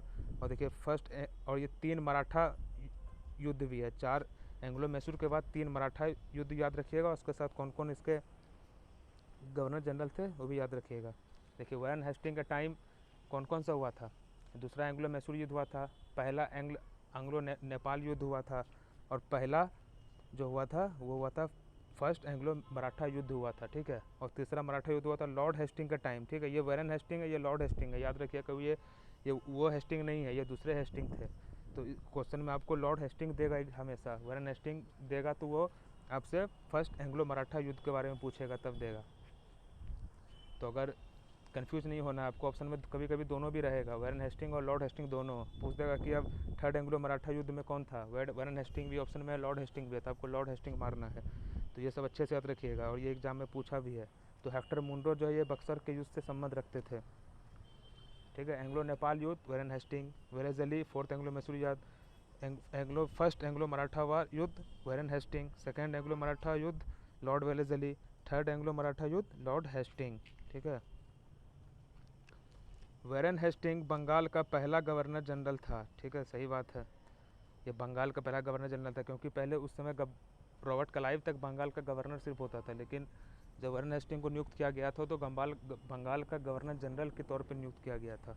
और लॉर्ड विलियम बेंटिंक जो था ये भारत का पहला था। देखिए फिर 1832 में आके गवर्नर को हटा के फिर भारत का गवर्नर कर दिया गया, बंगाल को हटा के फिर भारत कर दिया गया था, ठीक है। कोलकाता में एशियाटिक सोसाइटी की स्थापना के समय बंगाल के गवर्नर जनरल कौन थे। देखिए सबसे पहले आपको अगर पता चलेगा कि एशियाटिक सोसाइटी कब बना था तो आप पता लगा सकते हैं। तो ये 1784 में बना था, तो उस टाइम थे लॉर्ड वैरन हेस्टिंग। ये 1784 में एशियाटिक सोसाइटी बना था। सुरक्षा प्रकोष्ठ की नीति किससे है। देखिए सुरक्षा प्रकोष्ठ की नीति ये सब देखिए कुछ वर्ड है, रिंग फेस की नीति, सुरक्षा प्रकोष्ठ की नीति, तो ये सब वैरन हेस्टिंग से बिलोंग करता है। देखिए रिंग फेस की नीति ये भी वैरन हेस्टिंग से बिलोंग करता है। इनमें से किसने बंगाल में डुअल गवर्नमेंट को ख़त्म किया था, बताइए। अब इसमें से डुअल गवर्नमेंट द्वैत शासन को कौन ख़त्म किया था। तो देखिए वैरन हेस्टिंग ही थे ये। डुअल गवर्नमेंट का जनक किसे माना जाता है। देखिए जनक पूछ रहा है, तो जनक किसे माना जाता है, तो ये माना जाता है सर लियोनेल कार्टिस को, इसका जनक। किस गवर्नर जनरल पर महाभियोग का मुकदमा चलाया गया। देखिए महाभियोग मतलब इसको इम्पीचमेंट के तरीके से इसको हटाया गया था, इसको अपने पद से, जैसे हमारे प्रेसिडेंट का हटाया जाता है महाभियोग लगता है, तो वो था एक ही था, वो था वैरन हेस्टिंग। भारत में न्यायिक संगठन की स्थापना किसने की थी। देखिए न्यायिक संगठन की स्थापना, देखिए न्यायिक संगठन हो गया, सिविल सर्विस के बारे में हो गया, ये सब लॉर्ड कॉर्नवालिस के टाइम हुआ था। इनमें से किस गवर्नर जनरल ने भारत में सिविल सेवा की सृजन किया जो आगे चल के भारतीय सिविल सेवा के नाम से जाना गया। देखिए भारतीय सिविल सेवा के नाम जाना गया, तो कौन थे वो, तो कॉर्नवालिस किए थे, याद रखिएगा, ये सब बहुत इंपॉर्टेंट क्वेश्चन है ये। भारतीय लोक सेवा, देखिए लोक सेवा का भी कॉर्नवालिस के काल में हुआ था। लॉर्ड कॉर्नवालिस का कब्र कहाँ है, बताइए। लॉर्ड कॉर्नवालिस की कब्र कहाँ है पूछ लेगा आपसे, क्या बोलिएगा। तो देखिए ये है गाजीपुर में, कहाँ है, गाजीपुर। देखिए 1802 की बसिन की संधि, जो कि दूसरा एंग्लो मराठा युद्ध हुआ था इस टाइम, ठीक है, 1802 में, और इस संधि के साथ ख़त्म हुआ था, तो लॉर्ड वेलेजली का टाइम। तो पूछ रहा है कि किनके किनके बीच संधि हुआ था ये, तो ये हुआ था इंग्लिश और बाजीराव द्वितीय के बीच में। लॉर्ड वेलेजली की सहायक संधि को स्वीकार करने वाला पहला मराठा सरदार था। देखिए अब वेलेजली जो था सहायक संधि उसका वो लाया था, ठीक है, सहायक संधि सबको अपने तरफ मिलाने का, मतलब सारे राज्य को अपने तरफ लाने का, ठीक है। तो वो पूछ रहा है कि सबसे पहला मराठा सरदार वो कौन था, तो देखिए उसी के साथ हुआ था पेशवा बाजीराव द्वितीय, बसिन का संधि। सहायक संधि को स्वीकार करने वाला पहला शासक था, देखिए उसमें पूछ रहा था मराठा सरदार कौन था, तो पेशवा बाजीराव द्वितीय। अब पूछ रहा है कि सहायक संधि जो कि वेलेजली की संधि थी, वेलेजली जो लाया था सहायक संधि, ठीक है, अस्थाई बंदोबस्त कॉर्नवालिस का है, से सहायक संधि ये वेलेजली का है, ये सब याद रखिएगा। तो स्वीकार करने वाला पहला शासक था, पूछ रहा है पहला शासक कौन था, वो था अवध का नवाब। अब देखिए सहायक संधि को किसके काल में लाया गया, तो देखिए किसके काल में लाया गया था, तो लॉर्ड वेलेजली के टाइम। सहायक संधि को स्वीकार करने वाला पहला भारतीय, देखिए अब क्या पूछ रहा है, देखिए हर क्वेश्चन में कुछ कुछ वर्ड दे रहा है अलग अलग, तो उसी में दिक्कत होता है। देखिए अब इसमें क्या पूछ रहा है कि स्वीकार करने वाला पहला, देखिए पहला क्वेश्चन में क्या पूछ रहा था कि मराठा सरदार कौन था, तो पेशवा बाजीराव द्वितीय था। फिर पूछ रहा है कि नवाब में कौन था, मतलब पूरे क्या पूछ रहा था, अवध का नवाब में जो क्वेश्चन था ये पूछ रहा था कि स्वीकार करने वाला शासक था, पहला शासक तो कौन था, तो अवध का नवाब था। अब इसमें पूछ रहा है कि सहायक संधि को स्वीकार करने वाला पहला भारतीय देसी शासक पूछ रहा है। अब मतलब देसी शासक कौन था, तो देखिए वो थे हैदराबाद के निज़ाम, याद रखिएगा हैदराबाद का निज़ाम था वो देसी शासक जो कि सहायक संधि को स्वीकार किया था। इनमें से किसने सहायक संधि नहीं स्वीकार किया था, क्योंकि वो नहीं आके वो बोला नहीं हम नहीं आएंगे तुम्हारे साथ, तो वो थे इंदौर के होलकर राज्य ने। उस समय नेपोलियन की शक्ति के सामने यूरोप में साम्राज्य धाराशायी हो रहे थे। नीचे लिखे गवर्नर में से किस एक ने भारत में ब्रिटिश पताका बनाए रखा, मतलब नेपोलियन ने यूरोपियन में पूरा सबको मार काट पूरा सबको हरा रहे थे, लेकिन भारत में किन्होंने कौन थे जो अपने, तो कौन थे वो, तो वो थे लॉर्ड वेलेस्ली। एंग्लो नेपाल युद्ध, देखिए अब एंग्लो नेपाल युद्ध किसके शासनकाल में हुआ था, वो हैं, देखिए ऑप्शन में दे दिया ना, लॉर्ड हेस्टिंग, वैन हेस्टिंग। तो एंग्लो नेपाल युद्ध जो हुआ था ये वैन हेस्टिंग के टाइम हुआ था। सुगौली की संधि कब हुई थी, देखिए भाई सुगौली की संधि कब हुई थी, अब देखिए सुगौली की संधि जो हुई थी 1815 में हुई थी। देखिए थर्ड एंग्लो मराठा युद्ध संबंधित है, देखिए किससे संबंधित है, थर्ड एंग्लो मराठा युद्ध। ये पहला एंग्लो मराठा युद्ध तो संबंधित है वैन हेस्टिंग से, दूसरा है वेलेस्ली से, और तीसरा है लॉर्ड हेस्टिंग से। ठीक है, तो Lord Hasting. Sir Thomas Munro किन वर्ष में मद्रास के गवर्नर रहे हैं, बताइए। सर थॉमस मुनरो जी हैं जो हैं ये रैयतवाड़ी बंदोबस्त को लाए थे। सर थॉमस मुनरो जब मद्रास से गवर्नर रहे थे 1820 से 1827 तक। तथाकथित कुशासन के आधार पर किस गवर्नर जनरल ने मैसूर राज्य के प्रशासन को ले लिया था, बताइए। अब तथाकथित कुशासन के आधार पर किस गवर्नर जनरल ने मैसूर राज्य के प्रशासन को ले लिया था, इसका जवाब हमें कमेंट सेक्शन में देकर बताइएगा। इनमें से कौन बंगाल के गवर्नर जनरल में से कौन एक थर्ड एंग्लो मैसूर युद्ध से संबंध है, देखिए थर्ड एंग्लो मैसूर युद्ध, तो थर्ड एंग्लो मैसूर युद्ध हुआ था 1790-1792 के बीच में, तो उस टाइम थे लॉर्ड कॉर्नवालिस। ठगों के दमन में इनमें से कौन संबंध है, बताइए। ठगों के दमन में से संबंध पूछ रहा है कौन है, तो वो है कैप्टन सिलीमैन। सती प्रथा पर पाबंदी किसने लगाई थी,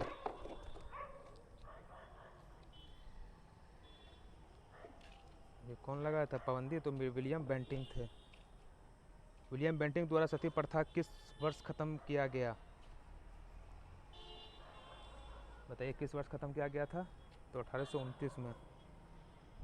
लॉर्ड डलहौजी द्वारा अवध का इंग्लिश राज्य में विजय इनमें से किस रीति से हुआ था, देखिए। अब Lord Dalhousie doctrine of lapse, हड़प नीति, ठीक है, ये लाए थे। तो देखिए अवध जो था सबसे लास्ट में 1856 में ये हड़प नीति के तरह से इनके अंदर आया था, तो कौन से नीति के द्वारा हुआ था, तो देखिए ये कुप्रासन के कारण हुआ था, ठीक है, कुप्रासन के कारण। बघात रियासत का ब्रिटिश में विलय कब हुआ, देखिए बघात रियासत है ये, बघात ब-घ-आत, ये वाला बघात रियासत का ब्रिटिश में विजय कब हुआ, बताइए। तो देखिए 1850 में हुआ था। जेम्स एंड्रयूज रैमजे भारत के किस गवर्नर जनरल का वास्तविक नाम है, देखिए जेम्स एंड्रयूज रैमजे, एंड्रयूज, तो लॉर्ड डलहौजी का है ये। ब्रिटिश राज्य में अवध का विलय हुआ था, देखिए सबसे पहले ये अपने हड़प नीति से जो थे कुप्रासन के जो था, तो कुप्रासन की वजह से ये अवध को बस लिए थे, लेकिन डॉक्ट्रिन ऑफ लैप्स जो उनका हड़प नीति था उससे सबसे पहला राज्य सतारा था जो कि 1848 में लिया गया था, ठीक है। फिर 1849 में था जोधपुर, ठीक है, सॉरी संबलपुर, ठीक है। 1854 में था झांसी, 1856 में था अवध, तो ये 1856 में लिया गया था अवध को अपने अंदर। और सबसे पहले पूछे तो सतारा था, ठीक है, सतारा वो राज था। लॉर्ड डलहौजी की विलय नीति का पहली बार शिकार इनमें से कौन हुआ? देखिए कौन हुआ था सबसे पहली बार शिकार? तो सतारा हुआ था 1848 में। अंग्रेज द्वारा सिंध विजय कब हुआ? देखिए सिंध विजय किनके शासनकाल में हुआ था?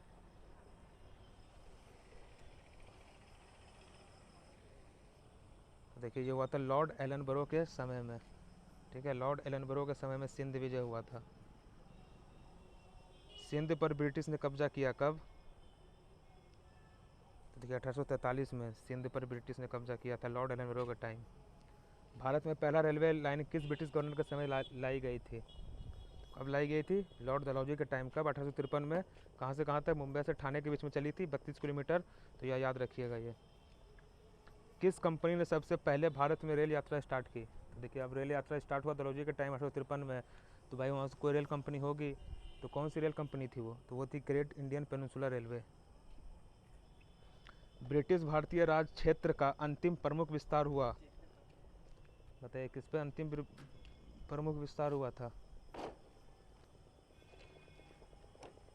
देखिए उस टाइम जो था बर्मा का युद्ध हुआ था, मैं जिसको अभी का टाइम म्यांमार कहते हैं, तो ये म्यांमार भी पूरा भारत के अंडर आ चुका था, तो वो लॉर्ड डफरिन के समय में हुआ था, ठीक है। जो ये पूछ रहा है कि अंतिम प्रमुख विस्तार, तो डफरिन के समय में हुआ था।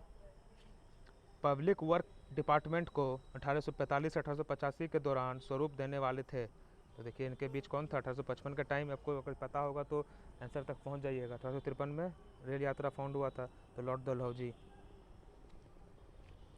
विधवा पुनर्विवाह अधिनियम किसके शासन में पारित हुआ? बताइए विधवा पुनर्विवाह अधिनियम किसके शासनकाल में पारित हुआ था?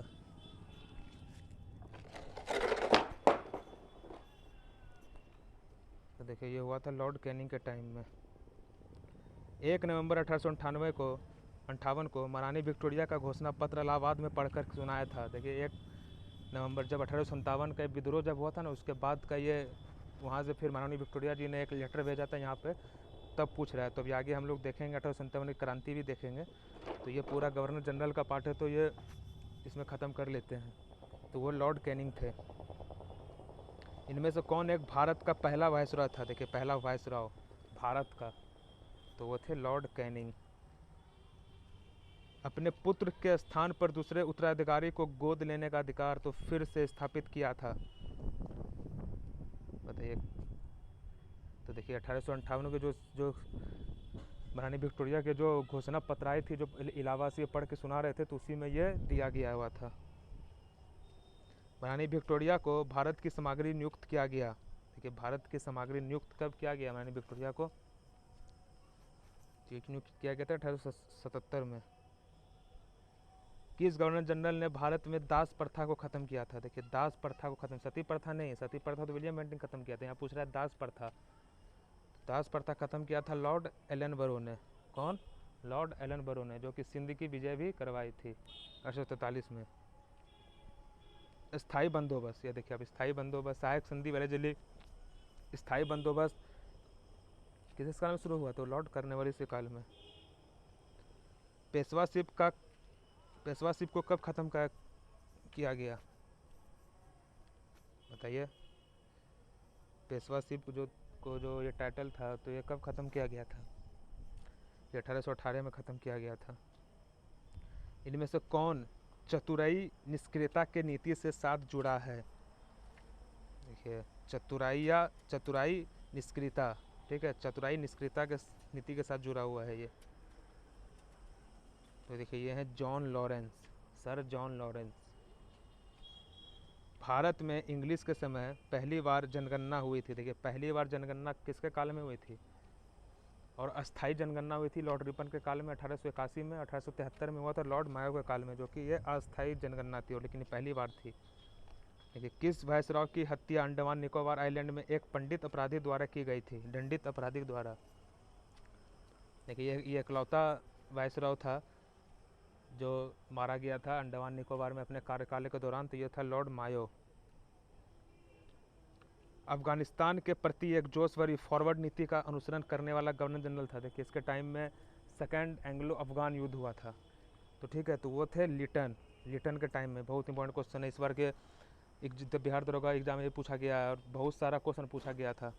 ठीक है, ये सारा का सारा इंपॉर्टेंट क्वेश्चन है ये। कौन भारत का वायसराय सबसे लंबे समय तक रहा था? बताइए, ये चारों में से बताना है आपको।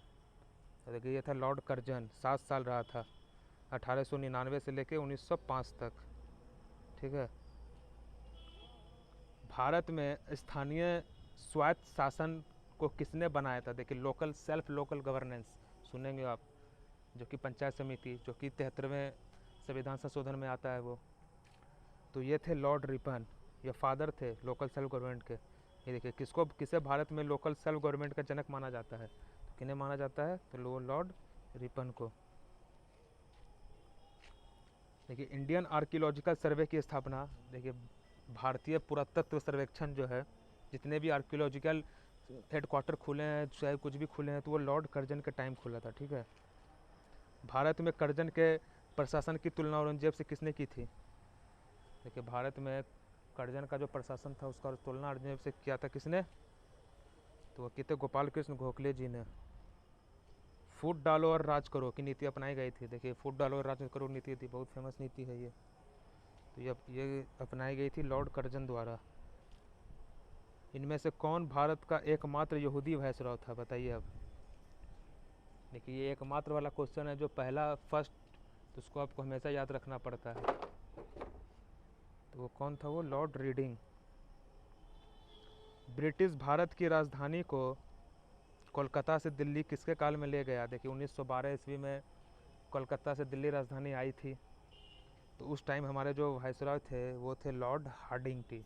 ठीक है, लॉर्ड हार्डिंग थे, एकदम याद रखिएगा, बहुत इंपॉर्टेंट क्वेश्चन है। 1912 में लाया गया था कोलकाता से दिल्ली। ठीक है, तो लॉर्ड हार्डिंग के टाइम में। बंगाल विभाजन किसके काल में हुआ? तो सबको पता है 1905 में हुआ था बंगाल विभाजन। तो ये हुआ था लॉर्ड कर्जन के टाइम में। देखिए, इसको याद कर लीजिए। देखिए, सतारा को सब डॉक्ट्रिन ऑफ लैप्स की तरह हड़प नीति के तहत जो डलहौजी ने अपने अंदर विलय करवाया था, तो वो था सतारा 1848 में, संबलपुर 1849 में, झांसी 1854 में और अवध 1856 में। सबसे लास्ट अवध और सबसे पहले सतारा। इनमें से किस वायसराय के काल में भारतीयों को राय बहादुर और खान बहादुर की उपाधि प्रदान करना स्टार्ट हुआ? बताइए भाई, किसके काल में हुआ था ये राय बहादुर और खान बहादुर?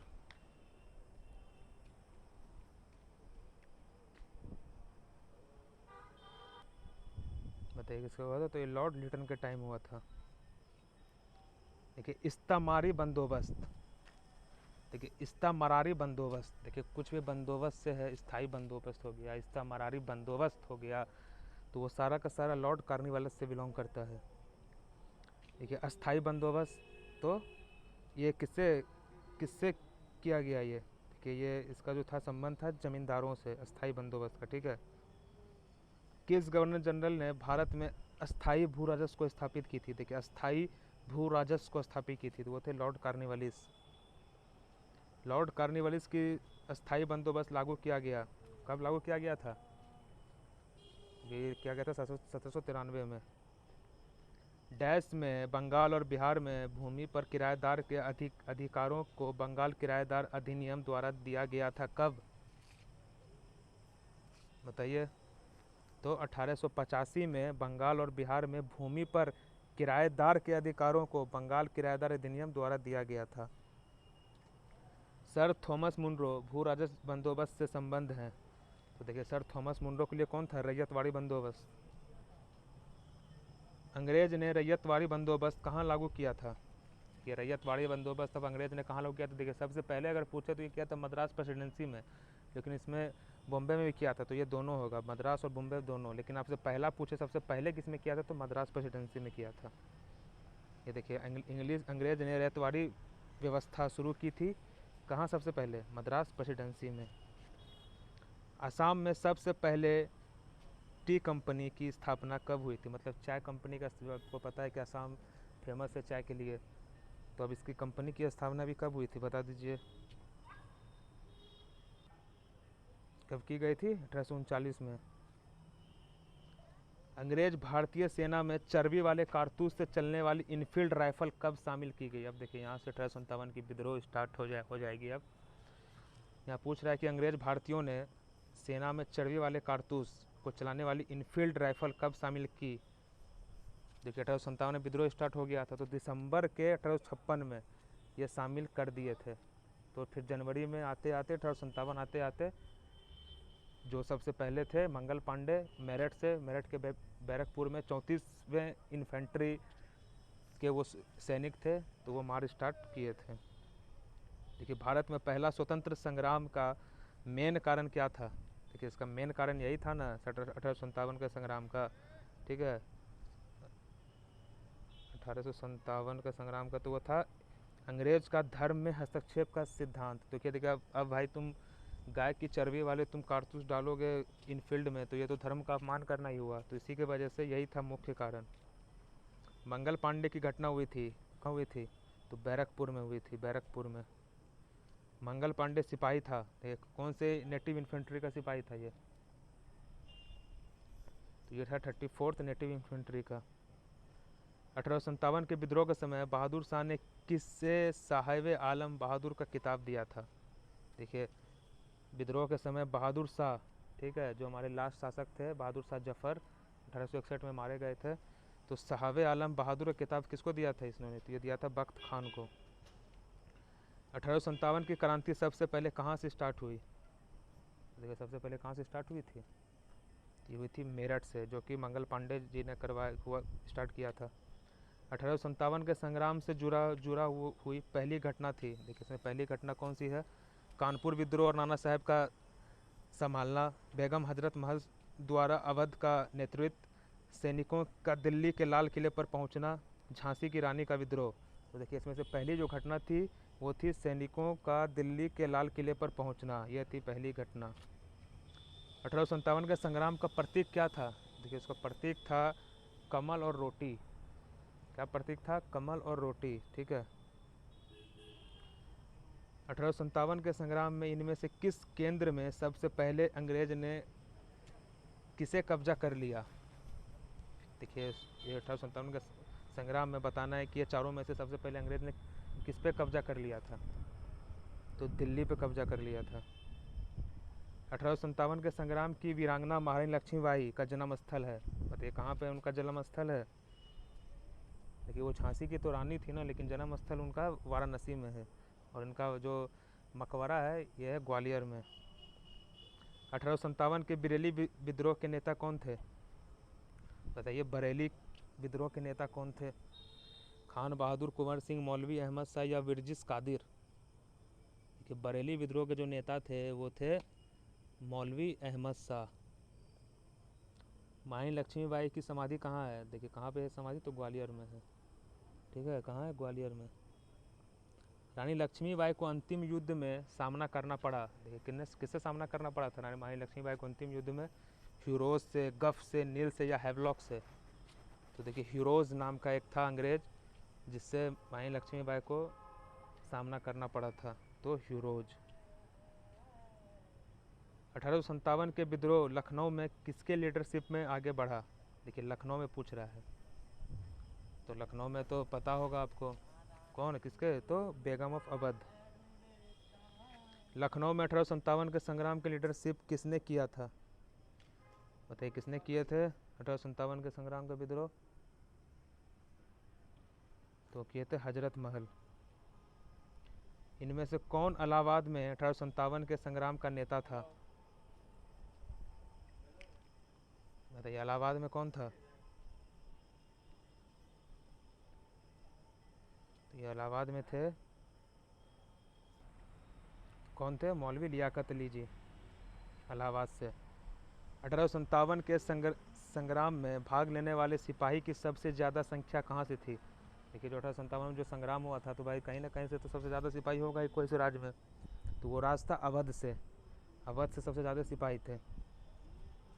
नाना साहेब का कमांडर इन चीफ कौन था, तो नाना साहेब का चीफ कमांडर इन चीफ तो कौन था, वो तात्या टोपे, जो कि कानपुर से लड़े थे ये। अजीमुल्ला खान सलाहकार थे, किनके सलाहकार थे, अजीमुल्ला खान, तो अजीमुल्ला खान ये नाना साहब के सलाहकार थे, ये सिर्फ सलाह देते थे। 1857 के विद्रोह के संदर्भ में इनमें से किसे उसके मित्र ने धोखा दिया और जिसे अंग्रेज द्वारा बंदी बनाकर मार दिया गया? देखिए उसके मित्र ने उसको धोखा दे दिया था। ये देखिए कि कमांडर इन चीफ था नाना साहब का, तो ये थे तात्या टोपे। 1857 के संग्राम में से किस एक क्रांतिकारी का रियल नेम रामचंद्र पांडुरंग था? देखिए रामचंद्र पांडुरंग किनका नाम था? तो वो था तात्या टोपे का। कुंवर सिंह 1857 के विद्रोह के एक मेन नायक थे, वो इनमें से किससे बिलोंग करते थे? ये कुंवर सिंह सबको पता होगा, ये तो बिहार से बिलोंग करते थे। ये कुंवर सिंह अंग्रेज के खिलाफ 1857 के विद्रोह में किस जगह शामिल हुए? देखिए यहाँ पूछ रहा है किस जगह शामिल हुए। बिहार के तो थे, तो आरा, पटना, बेतिया, बनारस, तो ये दो जो शामिल हुए थे ये हुए थे आरा में। जगदीशपुर किस आदमी ने 1857 के संग्राम का लीडरशिप किया? तो जगदीशपुर के किस आदमी ने? तो देखिए बिहार में ही जगदीशपुर है, तो कुंवर सिंह ने। जगदीशपुर के राजा थे कुंवर सिंह। इनमें से कौन असम में 1857 की क्रांति का नेता था? देखिए बिहार को तो सबको पता होगा, लेकिन असम का दिक्कत होता होगा सबको, तो असम में कौन है बताइए, ये सब एग्जाम में पूछता है। तो वो थे दीवान मानीराम दत्त।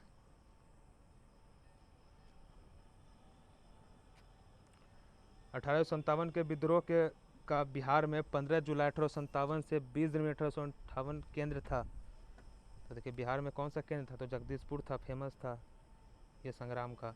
इनमें से कौन सा स्थल राजस्थान में 1857 की क्रांति का केंद्र नहीं था? देखिए इसमें से ये केंद्र था ही नहीं, मतलब यहाँ से कोई लड़ाई के लिए नहीं गया था, तो वो था जयपुर। इनमें से किसने 1857 में अंग्रेज से संघर्ष किया? तो देखिए चंद्रशेखर आज़ाद उस टाइम थे नहीं, बिस्मिल थे नहीं, ठीक है, माखन चतुर्वेदी थे नहीं, तो सादत खान। इनमें से कौन 1857 के विद्रोह में अंग्रेज का सबसे कट्टर दुश्मन था? देखिए कट्टर दुश्मन तो सब होगा, लेकिन इसमें से ये चारों में से आपको बताना है, तो वो थे मौलवी अहमदुल्ला शाह। 1857 के विद्रोह किस उर्दू कवि ने देखा था? बताइए ये विद्रोह था कौन से उर्दू कवि थे उस टाइम? मीर ताकि मीर, जोक, गालिब या इकबाल? बताइए। वो गालिब थे। उर्दू शायर मिर्ज़ा गालिब का मूल निवास था, कहाँ था भाई मिर्ज़ा गालिब का मूल निवास? तो वो था आगरा में। 1857 के संग्राम में किस राजवंश ने अंग्रेज की सबसे ज़्यादा हेल्प की थी? ये देखिए ये धोखेबाज था कोई। ये देखिए ये ग्वालियर का संधिया जो था वो हेल्प किया था। इनमें से किसने 1857 के विद्रोह में भाग नहीं लिया? ये देखिए साहूकार और जमींदार, ये दो लोग थे जो भाग नहीं लिए थे, याद रखिएगा, साहूकार और जमींदार, ठीक है, साहूकार जमींदार। कौन सा एक क्षेत्र 1857 के विद्रोह से नहीं जुड़ा हुआ था? देखिए उधर जयपुर नहीं था और इधर चित्तौड़ नहीं था। देखिए जगदीशपुर, लखनऊ, झांसी, झांसी से लक्ष्मीबाई, जगदीशपुर से कुंवर सिंह, लखनऊ से हजरत बेगम महल, तो ये सब जुड़ा हुआ है। 1857 के विद्रोह के समय बिहार का कौन सा भाग हिस्सा नहीं लिया था? देखिए बिहार का पूछ रहा है कि कौन सा भाग जो था हिस्सा नहीं लिया था इस विद्रोह में? तो देखिए ये सब भाग लिए थे, दानापुर, पटना, आगरा, मुजफ्फरपुर। ये देखिए मुंगेर जो था ये नहीं था, मुंगेर जो था इसमें भाग नहीं लिया था, याद रखिएगा मुंगेर। इधर से कौन कौन? दानापुर, पटना, आरा, मुजफ्फरपुर सब। 1857 के विद्रोह के समय भारत का गवर्नर जनरल कौन था? देखिए कौन था? तो लॉर्ड कैनिंग था। सिपाही विद्रोह के समय भारत का गवर्नर, देखिए अभी देखिए 1857 के संग्राम को सिपाही संग्राम भी कहते, क्योंकि सिपाही के वजह से ही स्टार्ट हुआ था। मंगल पांडे सिपाही थे, तो सिपाही विद्रोह था, तो ये उस समय लॉर्ड कैनिंग थे। 1857 के विद्रोह के समय बैरकपुर में कौन ब्रिटिश कमांडिंग ऑफिसर था? ये कमांडिंग ऑफिसर पूछ रहा है आपसे।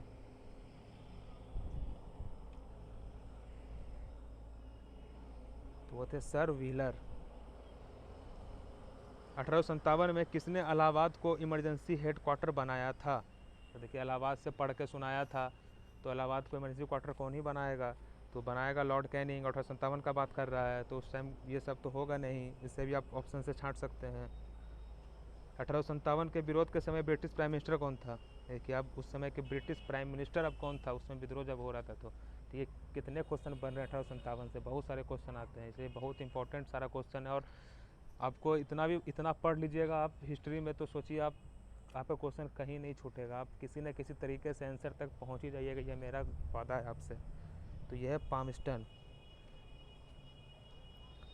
1857 का विद्रोह में किस कारण से असफल रहा? देखिए अब असफल क्यों रहा था, अब क्योंकि वो सफल नहीं ना हो पाया था, कहाँ हम लोग को आज़ादी मिल पाया, कहाँ कुछ हो पाया। हाँ, तो यह असफल इसलिए रहा था कि हिंदू मुस्लिम की एकता की कमी थी। ठीक है, इसमें बताना है तो किसी सामान्य योजना और केंद्र संगठन की कमी, इसके प्रभाव का सीमित क्षेत्र, जमींदारी का सहभागिता। बताइए किसके कारण असफल हुआ? तो ये था किसी सामान्य योजना और केंद्र संगठन की कमी। तो इसमें यहाँ पे यही कमी थी, हिंदू मुस्लिम में एकता बहुत था उस टाइम। ठीक है, तो जो सामान्य योजना ये लोग नहीं बना पाए, और जो संगठन था वो अच्छे से, क्योंकि हर सब अपने अपने शहर से स्टार्ट कर दिए थे लड़ना, बिहार से ये लड़ रहे हैं, लखनऊ से वो लड़ रहे हैं, तो ये अच्छे से संगठन अच्छे से तैयार नहीं था, मतलब उतना अच्छे से ये लोग मैनेज नहीं कर पाए, इसी की वजह से असफल हुआ था। देखिए 1857 का पहला संग्राम असफल रहा क्योंकि भारतीय सिपाही में उदासिया की एकता की कमी। ठीक है, उद्देश्य की, ठीक है, उद्देश्य है ये वाला उद्देश्य, उद्देश्यों की कमी। ठीक है, समझ जाइएगा। भारतीय राजाओं ने ब्रिटिश सरकार का साथ दिया। देखिए कुछ राजा थे, जैसे बताया ग्वालियर के संधिया, तो ऐसे बहुत सारे राजा थे जो कि ब्रिटिश का साथ दिए थे इस वजह से। और ब्रिटिश सिपाही कहीं अच्छे सज्जित और संगठित थे, और देखिए उन लोग के पास आधुनिक हथियार था, सब चीज़ अच्छा था, तो इसीलिए वो लोग जीत गए थे, हम लोग का असफल हो गया था। किसने 1857 के विद्रोह को एक षड्यंत्र की संज्ञा दी? ये षड्यंत्र की संज्ञा देने वाले, ये बोलने वाले कौन व्यक्ति हैं? ये थे सर जेम्स ऑस्ट्रॉम और डब्ल्यू टेलर। आधुनिक इतिहासकार जिसने 1857 के विरोध को स्वतंत्र की पहली लड़ाई कहा था, कौन थे वो आधुनिक इतिहासकार जिन्होंने 1857 के विद्रोह को स्वतंत्र की पहली लड़ाई कहा था? सही बात है, ये स्वतंत्रता के लिए ही स्टार्ट हुआ था ये लड़ाई, तो ये कहे थे ब्रिटिश सावरकर जी ने। भारतीय भाषा में 1857 के कानून पर लिखने वाले भारतीय था।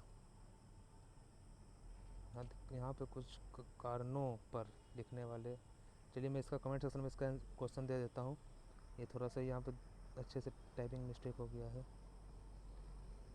किसने लिखा था, इस निर्णय से इनकार करना कठिन है कि तथाकथित 1857 का पहला राष्ट्रीय स्वतंत्रता संग्राम ना तो पहले था, ना राष्ट्रीय था, और ना ही स्वतंत्रता संग्राम था। ये कौन बोला था भाई ये बात? तो ये बोले थे आरसी मजूमदार।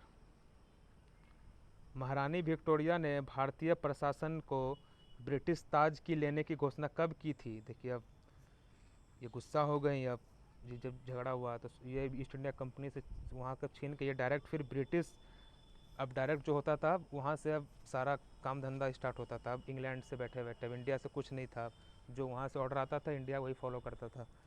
तो वो कब लिया गया वो? तो वो 1 नवंबर 1858 में लिया गया था। 1857 के विद्रोह के बाद ब्रिटिश सरकार ने सिपाही का इन प्रांतों से चयन किया। देखिए अब ये लोग देख लिया कि भाई अब कौन कौन से सिपाही थोड़े से ये लोग के मजबूत थे, तो उस जगह से ये लोग सिपाही को इकट्ठा किए ब्रिटिश लोग। तो वो थे गोरखा, सिख और नॉर्थ पंजाब के साइड वाले। ये लोग तो ऐसे ही ताकतवर होते हैं मार धार में, तो ये सब चुन चुन के सिपाही में भर्ती किए गए थे 1857 के युद्ध के बाद। 1857 के विद्रोह के ठीक बाद बंगाल में इनमें से कौन सा विद्रोह हुआ? देखिए उसके ठीक बाद एक विद्रोह हुआ, तो देखिए वो था नील विद्रोह। ये भी बहुत फेमस विद्रोह है, जो कि 1859 से 60 के बीच हुआ था। ठीक है, नील दर्पण के राइटर कौन है? बताइए कौन है राइटर नील दर्पण के? तो जो नील विद्रोह के बारे में ही लिखे थे ये, तो ये दीनबंधु मित्र। वंदे मातरम गीत किसने लिखा है? तो ये लिखे हैं बंकिम चंद्र चटर्जी ने अपने बुक में। आनंद मठ, आनंद मठ उपन्यास की कथा वस्तु आधारित है। देखिए किस पे आधारित है? यह है सन्यासी विद्रोह पे आधारित, जो कि 1733 से 1860 तक चली थी ये विद्रोह, सन्यासी विद्रोह। ये देखिए पावना विद्रोह 1873 में। देखिए 1857 के बाद भी कुछ कुछ विद्रोह हुई थी, जैसे नील विद्रोह जस्ट हुआ, फिर पावना विद्रोह 1873 में, फिर देखिए दक्कन का किसान विद्रोह 1875 में, फिर देखिए सबसे इम्पोर्टेंट है सन्यासी विद्रोह, सबसे इम्पोर्टेंट है। और ये चारों जितना भी विद्रोह है सारा इम्पोर्टेंट ही है। लेकिन सन्यासी विद्रोह और संथाल विद्रोह ये सब आगे देखते हैं। तो सन्यासी विद्रोह याद रखिएगा 1763 से 1800 के बीच में चला था, मतलब 37 साल, ठीक है। पावना विद्रोह कब हुआ था? 1873 में। देखिए 1857 के संग्राम के बाद सबसे पहला युद्ध हुआ था नील विद्रोह, फिर हुआ था पावना विद्रोह, फिर हुआ था दक्कन किसान विद्रोह 1875 में, ठीक है। उससे पहले कोल विद्रोह भी हुआ था, देखिए 1831 से 1832 में कोल विद्रोह। मुंगेर का बरिया ताल विरोध का मुख्य वजह था, ये था देखिए बागछात भूमि की वापसी की मांग। 19वीं सेंचुरी के दौरान होने वाली वहाबी आंदोलन का मेन सेंटर था, देखिए वहाबी मूवमेंट, आपने नाम सुना होगा। वहाबी आंदोलन का मेन सेंटर कौन सा था? वो था पटना। कुक्का आंदोलन को किसने संगठित किया? देखिए कुक्का आंदोलन ये पंजाब से बिलोंग है, कुक्का, और कुक्की रहेगा तो ये असम से चल जाएगा, ठीक है। कुक्का आंदोलन ये गुरु रामदास से बिलोंग करता है, ठीक है। कुक्का आंदोलन, ये कुक्का आंदोलन की शुरुआत हुई थी कहाँ? पंजाब में। पागलपंथी विद्रोह एक विद्रोह था, किसका विद्रोह था यह पागलपंथी विद्रोह? देखिए भीलों का था ये। पागलपंथ की स्थापना किसने की थी बताइए? तो ये किए थे करम शाह ने। फराजी कौन था? हाजी शरीयतुल्लाह के अनुयायी थे, दादू के अनुयायी थे, आर्य समाज के अनुयायी थे, मुस्लिम लीग के अनुयायी थे। फराजी, ये फराजी जो थे ये हाजी शरीयतुल्लाह के अनुयायी थे, ये फराजी। वेलू थम्पी ने अंग्रेज के विरुद्ध आंदोलन का लीडरशिप किया था, कहाँ से? वेलू थम्पी ने अंग्रेज के विरुद्ध आंदोलन का लीडरशिप किया था, कहाँ से? ये किया था केरला में। महाराष्ट्र में रामोसी कृषक जत्था किसने स्थापित किया था बताइए? महाराष्ट्र में रामोसी कृषक जत्था ये किए थे वासुदेव बलवंत फारके ने। रामोसी विद्रोह शाही रूप में किस ज्योग्राफिकल इलाके में हुआ था बताइए? तो देखिए रामोसी विद्रोह जो हुआ था ये पश्चिमी घाट में हुआ था, वेस्टर्न साइड, महाराष्ट्र का साइड, ठीक है। किसमें बताया है? इनमें से कौन सा स्थान गडकरी विद्रोह का सेंटर था बताइए? कौन सा स्थान था गडकरी सेंटर का विद्रोह? तो वो था कोल्हापुर। मानव बलि प्रथा का निषेध करने के कारण अंग्रेज के विरुद्ध विद्रोह करने वाली जनजाति का नाम बताइए? कौन सी जनजाति थी वो? मानव बलि प्रथा का निषेध करने के कारण अंग्रेज के विरुद्ध विद्रोह करने वाली जनजाति का नाम वो था खोंड। देखिए कोल विद्रोह 1831-1832 का लीडरशिप किसने किया बताइए? तो ये थे बुद्ध भगत। कोल विद्रोह 1831 और 32 में हुआ था, तो कौन थे लीडरशिप? तो ये बुद्ध भगत थे। वगैरह विद्रोह कहाँ हुआ बताइए? वगैरह विद्रोह कहाँ हुआ था? वगैरह, तो ये हुआ था बड़ौदा में। वेल्लौर का विद्रोह किस गवर्नर जनरल के समय हुआ था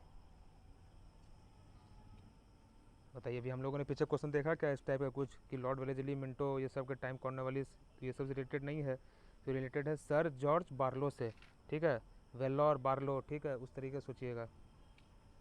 छोटा नागपुर जनजाति विद्रोह कब हुआ था बताइए? कब हुआ था छोटा नागपुर जनजाति विद्रोह? तो ये हुआ था 1820 में। किस स्थान पर आदिवासी ने अंग्रेज के खिलाफ विरोध किया भाई? कौन सा स्थान था भाई? वो था बिहार। संथाल विद्रोह कब हुआ हम लोगों ने पढ़े हैं, तो 1855 से 56 के बीच में संथाल विद्रोह, ठीक है। बहुत इंपॉर्टेंट विद्रोह है ये संथाल विद्रोह।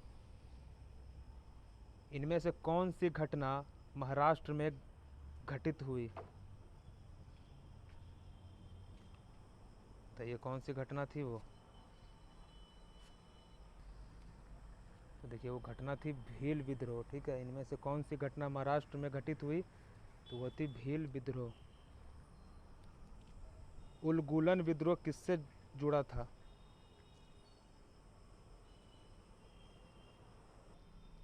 बताइए। उलगुलन, तो देखिए उलगुलन था बिरसा मुंडा से, ठीक है। उलगुलन किससे था, बिरसा मुंडा से संबंधित था। जिस आदिवासी नेता को जगत पिता कहा जाता था वो था, देखिए किसको कहा जाता था, वो था बिरसा मुंडा ही था। मुंडा विद्रोह का नेता कौन था, तो वो था बिरसा। मुंडाओं ने विद्रोह खड़ा किया कब, देखिए बिरसा मुंडा जो थे इनके लीडर, तो 1895 में मुंडाओं ने विद्रोह खड़ा किया था।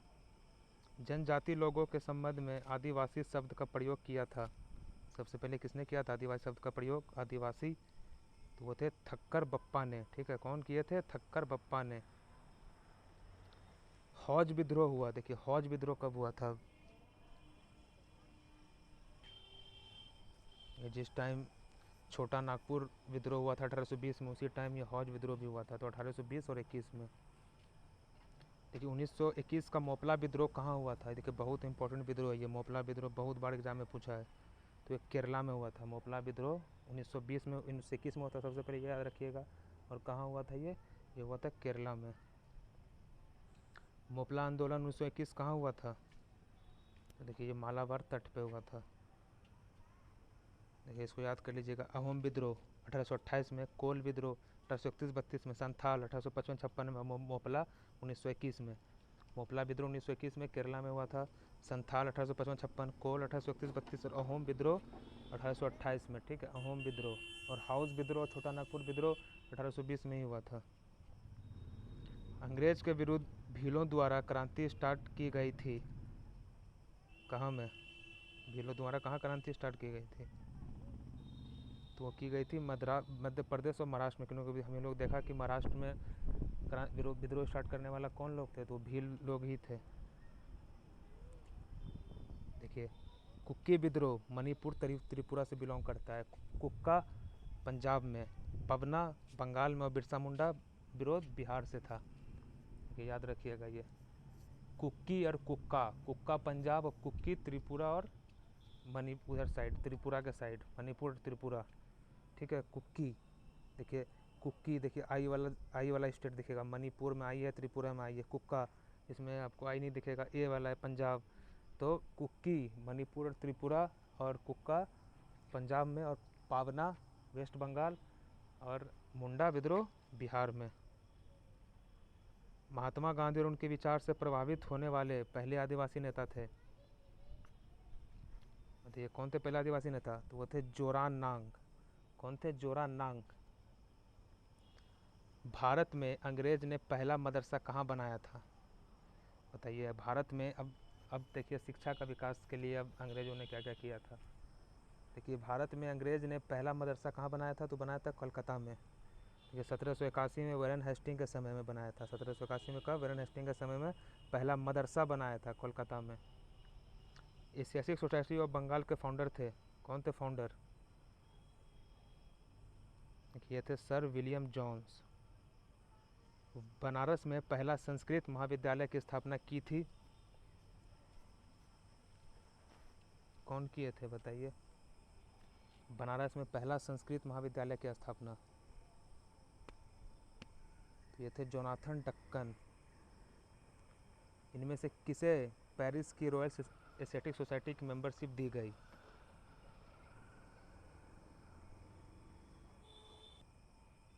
तो किसे दी गई थी, तो दी गई थी माइकल मधुसूदन दत्त को। अंग्रेज में से कौन था जिसने सबसे पहले भागवत गीता को अंग्रेजी में अनुवाद किया था, देखिए भागवत गीता को सबसे पहले अंग्रेजी में अनुवाद किया था। देखिए एक बार तो रामायण और महाभारत का अनुवाद फारसी में हुआ था, जो कि अब्दुल कादिर बिदायूं ने किया था अकबर के समय में। तो इस समय कौन किया था, तो वो किए थे चार्ल्स विल्किंस, इंग्लिश में किया था, ठीक है, इंग्लिश में चार्ल्स विल्किंस। इनमें से किसने कालिदास की रचना शकुंतला को पहली बार अंग्रेजी में अनुवाद किया था, तो देखिए वो थे चार्ल्स विल्किंस, जो कि भागवत गीता को ट्रांसलेट किए थे, और ये थे शकुंतला को करने वाले सर विलियम जॉन्स थे। चार्ल्स वुड का आदेश पत्र इनमें से किससे संबंधित है? देखिए चार्ल्स वुड, वुड डिस्पैच, आपने सुना होगा नाम वुड डिस्पैच के बारे में, तो ये शिक्षा से संबंधित था। हंटर कमीशन की रिपोर्ट में विकास पर विशेष जोर दिया गया। देखिए हंटर कमीशन का जो रिपोर्ट था उसमें उच्च शिक्षा का जो था, वो उच्च शिक्षा नहीं, प्राथमिक शिक्षा को, ठीक है, प्राथमिक शिक्षा को याद रखिएगा, प्राथमिक शिक्षा को जोर दिया गया था हंटर कमीशन में, ठीक है, प्राथमिक शिक्षा। नेशनल काउंसिल ऑफ एजुकेशन की स्थापना कब हुई थी? बताइए, नेशनल काउंसिल ऑफ एजुकेशन की स्थापना कब हुई थी? ये हुई थी 1906 ईस्वी में।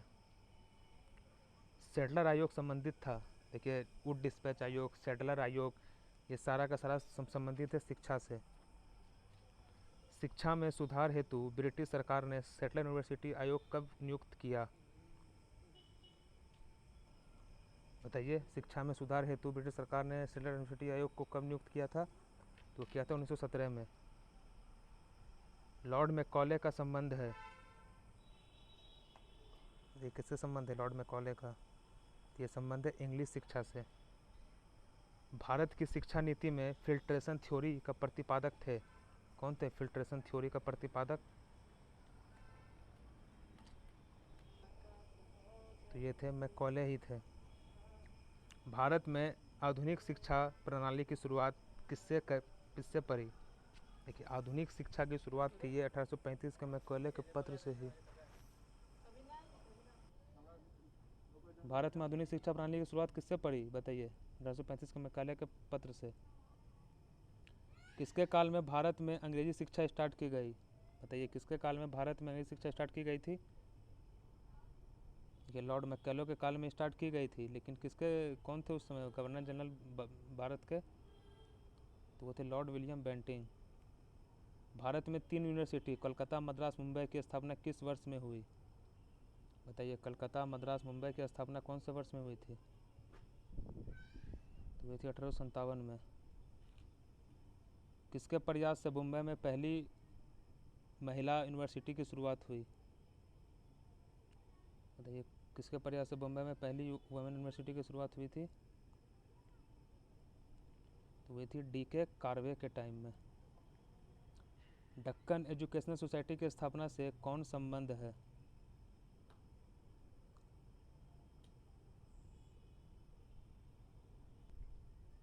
तो कौन संबंध है ये है बाल गंगाधर तिलक।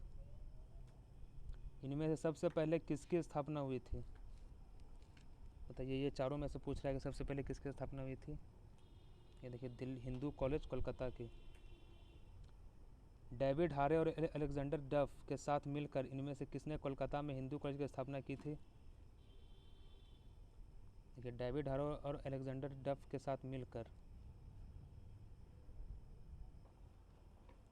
तो कौन थे? वो थे राजा राम मोहन राय। इनमें से किसने भारतीय यूनिवर्सिटी में धार्मिक शिक्षा के लिए प्रबल रूप से वकालत की थी? बताइए, कौन थे वो जिनमें इनमें किसने भारतीय यूनिवर्सिटी में धार्मिक शिक्षा के लिए प्रबल रूप से वकालत की थी? देखिए, वकालत की थी वो थे मदन मोहन मालवीय जी। BHU का शिलान्यास इनमें से किसने किया था? देखिए, भारत बनारस हिंदू यूनिवर्सिटी, BHU का नाम सुना होंगे आपने, तो उसका जो कौन किया था इसका शिलान्यास? तो वो किए थे लॉर्ड हार्डिंग ने किए थे। इनमें से किसे सबसे पहले सेंट्रल यूनिवर्सिटी घोषित किया गया? देखिए, सबसे पहले सेंट्रल यूनिवर्सिटी किसको घोषित किया गया था? तो देखिए, ये था BHU को घोषित किया गया था, जो बनारस में है। भारत का पहला समाचार पत्र था, देखिए भारत का पहला समाचार पत्र कौन था? इसमें से Bengal gazette, Hindustan Times, Pioneer या संवाद कौमुदी? तो देखिए, भारत का पहला समाचार पत्र कौन सा था? वो था बंगाल गैजेट। इनमें से किसने सबसे पहले प्रेस सेंसरशिप लागू की थी? देखिए, सबसे पहले प्रेस सेंसरशिप कौन लागू किया था? देखिए, वो लागू किए थे वेलेज़ली के टाइम। 1878 का वर्नाकुलर प्रेस एक्ट किसने रद्द कर दिया था? देखिए, वर्नाकुलर प्रेस एक्ट लगाया था लिटन ने, ठीक है, लेकिन किसने रद्द कर दिया था? तो लॉर्ड रिपन ने रद्द कर दिया था, और लिटन ने ये लगाया था, जो 1878 में लिटन के टाइम ये लगा हुआ था। इनमें से किसने वर्नाकुलर प्रेस एक्ट को लागू किया था? देखिए कौन लागू किया था? तो लॉर्ड लिटन। पत्रकार के कर्तव्य का निर्वहन करते हुए जेल जाने वाला पहला भारतीय कौन था? देखिए पत्रकार के कर्तव्य का निर्वहन करते हुए जेल जाने वाला पहला जो भारतीय था वो था बाल गंगाधर तिलक। अमेरिका में फ्री हिंदुस्तान पेपर किसने शुरू किया था? फ्री हिंदुस्तान पेपर, तो ये देखिए शुरू किया था तारकनाथ दास ने। मीरातुल पेपर को प्रकाशित करते थे? देखिए मीरातुल पेपर को कौन प्रकाशित करते थे? तो वो करते थे राजा राम मोहन राय। 1880 के दशक में इंडियन मिरर पेपर का प्रकाशन कहाँ से होता था? बताइए, इंडियन मिरर पेपर का प्रकाशन कहाँ से होता था? ये होता था बम्बई से। गदर पत्र का पहला अंक इनमें से किस लैंग्वेज में प्रकाशित हुआ? बताइए, गदर पत्र का जो पहला अंक था इनमें से किस लैंग्वेज में प्रकाशित हुआ था? ये गदर मूवी आप लोगों ने देखा होगा, तो गदर पत्र, तो ये उर्दू से रिलेटेड है ये। अमृत बाजार पत्रिका, देखिए अमृत बाजार पत्रिका के फाउंडर कौन थे? तो ये थे शिशिर कुमार घोष। लोकमान्य बाल गंगाधर तिलक ने भारतीय संग्राम की सेवा के उद्देश्य से कौन सा समाचार पत्र शुरू किया था? देखिए लोकमान्य बोला जाता था बाल गंगाधर तिलक को, तो कौन सा संग्राम के उद्देश्य से समाचार पत्र शुरू किया था? तो कौन सा समाचार पत्र था वो? तो वो था केसरी। क्रांतिकारी गतिविधियों के साथ कौन सी पत्रिका जुड़ी हुई थी?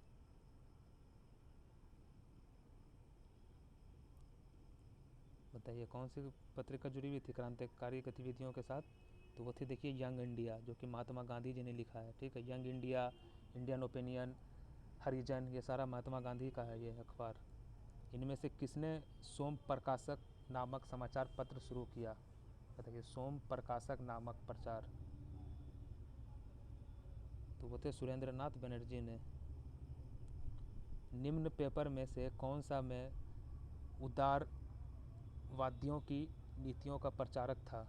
उदारवादियों की नीति का प्रचारक था, बताइए कौन से पेपर में? तो ये पेपर था लीडर।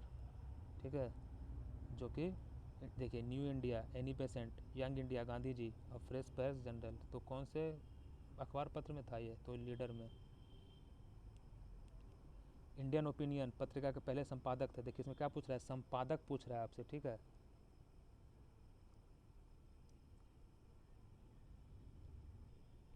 बताइए देखिए इसका जो पत्रिका निकाले थे, ये निकाले थे कौन? महात्मा गांधी ने।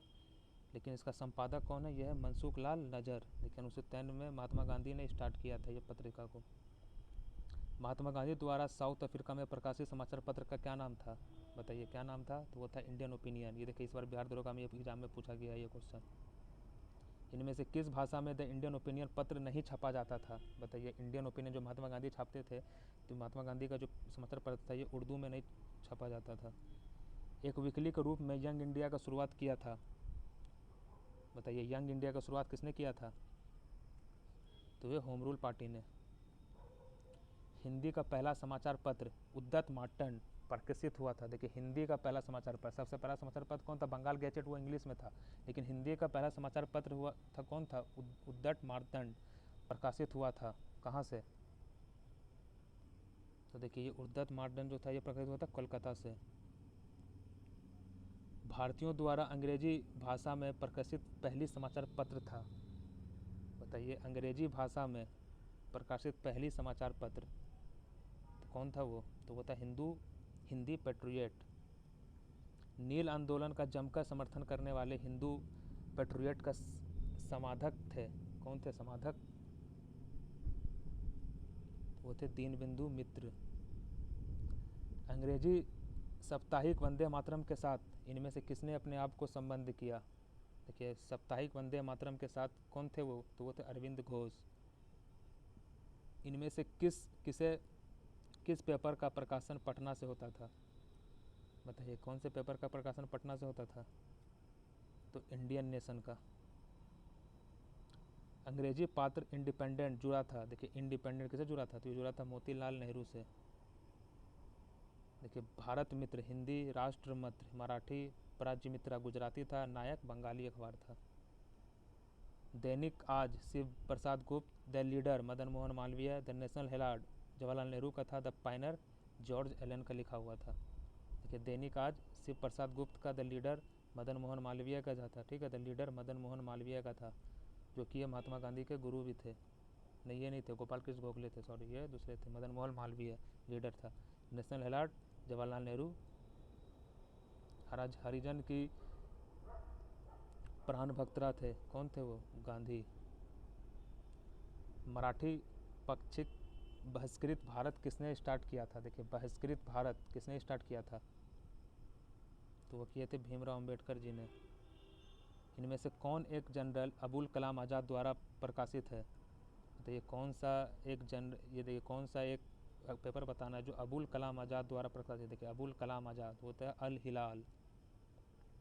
देखिए ये पूरा के कुछ है जिसको याद कर लीजिए अच्छे से। देखिए New India and Commonwealth Annie Besant, Bombay Chronicle Feroz Shah Mehta, Searchlight Satyanarayan Sinha, देखिए Searchlight Satyanarayan Sinha, Leader Madan Mohan Malaviya, Independent Motilal Nehru, Justice T M Nair, Indian Opinion Harijan Young India और नवजीवन, ये सारा का सारा महात्मा गांधी का था। कौन कौन सा, Indian Opinion, Harijan Young India और नवजीवन। अब मुख्य नायक भीमराव अंबेडकर, ठीक है, मुख्य नायक जो था भीमराव अंबेडकर। देखिए न्यू इंडिया और कॉमनवेल्थ ये एनी बेसेंट द्वारा लिखा गया था, न्यू इंडिया और कॉमनवेल्थ। और इंडियन ओपिनियन, हरिजन और यंग इंडिया, नवजीवन, ये महात्मा गांधी। इनमें से कौन सा समाचार पत्र महात्मा गांधी से संबंधित नहीं है, देखिए कौन सा है, ये देखिए न्यू इंडिया है, यंग इंडिया है, नवजीवन, युगांतर जो है ये संबंध नहीं है।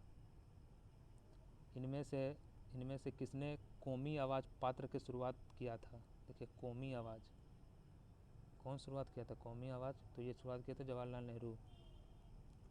ये देखिए द हिंदू, हिंदू के कौन थे संस्थापक, सुब्रमण्यम अय्यर, केसरी के बाल गंगाधर तिलक, बंगाली में सुरेंद्रनाथ बनर्जी, हिंदुस्तानी का गंगा प्रसाद, सुधारक का गोपाल कृष्ण गोखले, न्यू इंडिया का बिपिन चंद्रपाल, कॉमरेड का मोहम्मद अली, वंदे मातरम का अरविंद घोष। याद रखिएगा, कॉमरेड का मोहम्मद अली, न्यू इंडिया का बिपिन चंद्रपाल, ठीक है। कॉमनवेल्थ और न्यू इंडिया और एनी बेसेंट भी लिखी हैं, लेकिन न्यू इंडिया बिपिन चंद्रपाल का भी था। सुधारक गोपाल कृष्ण गोखले, हिंदुस्तानी गंगा प्रसाद, बंगाली सुरेंद्रनाथ बनर्जी, केसरी बंगाल गंगा तिलक। द हिंदू देखिए, द हिंदू जी सुब्रमण्यम अय्यर का है ये। 10 रोज़ा पत्रिका राष्ट्रीय आंदोलन के दौरान किसने शुरू की थी, देखिए 10 रोज़ा, तो ये किए थे अब्दुल गफ्फार खान ने। इनमें से कौन भारतीय जागृति का जनक कहलाता है, देखिए भारतीय जागृति का जनक कहलाता है वो राजा राम मोहन राय। किसको भारतीय पुनर्जागरण का पिता कहा जाता है, देखिए भारतीय पुनर्जागरण का पिता कहा जाता है राजा राम मोहन राय को ही। भारतीय राष्ट्रवाद का पैगंबर किसे माना जाता है, देखिए सारा का सारा ये राजा राम मोहन राय ही हैं। भारत का पहला आधुनिक पुरुष किसे माना जाता है, तो ये भी राजा राम मोहन राय ही हैं। इनके बारे में कितना सारा चीज़ है, सब याद कीजिएगा। राजा राम मोहन राय द्वारा स्थापित पहली संस्था थी, देखिए इसको पहली संस्था पूछ रहा है, इनके द्वारा तो ब्रह्मो समाज स्थापित किया गया था, ठीक है। तो ये सबसे पहली थी आत्म सभा, जो कि राजा राम मोहन जी स्टार्ट किए थे। इनमें से कौन आत्म सभा के संस्थापक थे, देखिए आत्म सभा के संस्थापक कौन थे, वो थे राजा राम मोहन राय। ब्रह्मो समाज की स्थापना कब हुई थी, तो कब हुई थी ब्रह्मो समाज की स्थापना, हुई थी 1828 में। ब्रह्मो समाज के फाउंडर हैं, कौन है फाउंडर, तो वो है राजा राम मोहन राय। राजा राम मोहन राय की उपाधि किसने दी थी, देखिए राम मोहन राय को राजा की उपाधि, इनका नाम था राम मोहन राय, लेकिन राजा की उपाधि दी थी अकबर द्वितीय ने, जो कि औरंगजेब का पुत्र था। ये अकबर मत समझ लीजिएगा वो अकबर, ये अकबर द्वितीय है। राजा राम मोहन राय की समाधि है, कहाँ पे है समाधि, तो यह है ब्रिस्टल इंग्लैंड में है इनकी समाधि। भारतीय ब्रह्मो समाज, देखिए एक ब्रह्मो समाज है, एक भारतीय ब्रह्मो समाज है। ये क्वेश्चन देखिए 5 बार पूछा है एग्जाम में, भारतीय ब्रह्मो समाज करके, तो इसमें अच्छे से याद रखिएगा कि भारतीय ब्रह्मो समाज जो है केशव चंद्र सेन जी का ये है, ठीक है, राजा राम मोहन राय का नहीं है, ये है केशव चंद्र सेन जी का। ब्रह्म समाज का सिद्धांत आधारित है, बताइए कैसा सिद्धांत है इसका, तो इसका सिद्धांत है एकादवाद पर। राजा राम मोहन राय ने किसका विरोध नहीं किया था, देखिए बाल विवाह का किया था, सती प्रथा का विरोध किया था, मूर्ति पूजा का विरोध किया था, लेकिन शिक्षा पे ये विरोध नहीं किए थे। 19वें शताब्दी में न्यू हिंदुज़म के सर्वश्रेष्ठ प्रतिनिधि थे। लेकिन न्यू हिंदुज़म के सर्वश्रेष्ठ प्रतिनिधि कौन थे? वो थे स्वामी विवेकानंद। विवेकानंद ने शिकागो में आयोजित पार्लियामेंट ऑफ वर्ल्ड रीजन में भाग लिया था। कौन से वर्ष में? तो वो वर्ष था 1893। किस वर्ष स्वामी विवेकानंद ने विश्व धर्म संसद में भाग लिया? देखो तो वही शिकागो में ही, तो 1893 में ही। इनमें से किस समाज सुधारक ने ज्ञान योग, कर्म योग, राजयोग नामक पुस्तक लिखी थी? बताइए कौन थे वो? तो वो स्वामी विवेकानंद ही थे। रामकृष्ण मिशन की स्थापना किसने की थी? देखिए रामकृष्ण मिशन की स्थापना की थी स्वामी विवेकानंद जी ने।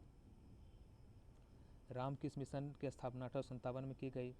ठीक है, किसने की थी? तो विवेकानंद जी ने की थी। स्वामी विवेकानंद ने रामकृष्ण मिशन की स्थापना की थी कब? 1857 में। शारदा मणि कौन थी? बताइए शारदा मणि कौन थी? ये थी विवेकानंद की पत्नी थी ये शारदा मणि। ब्रिटिश साम्राज्य पूरी तरह से सर चुका है, हर तरह से भ्रष्ट, अत्याचारी, वो हीन है, यह कथन किनके द्वारा कहा गया है? तो ये देखिए सिस्टर निवेदिता के द्वारा कहा गया, जो कि विवेकानंद की शिष्य थी ये। ठीक है, दयानंद सरस्वती द्वारा स्थापित है। देखिए दयानंद सरस्वती क्या फाउंड किए हैं? ये किए हैं आर्य समाज। कब? 1875 में। देखिए 1828 में हुआ था ब्रह्मो समाज फॉर्म, जो कि राजा राम मोहन राय किए थे। 1893 में रामकृष्ण परमहंस, तो आर्य समाज 1875 में हुआ था।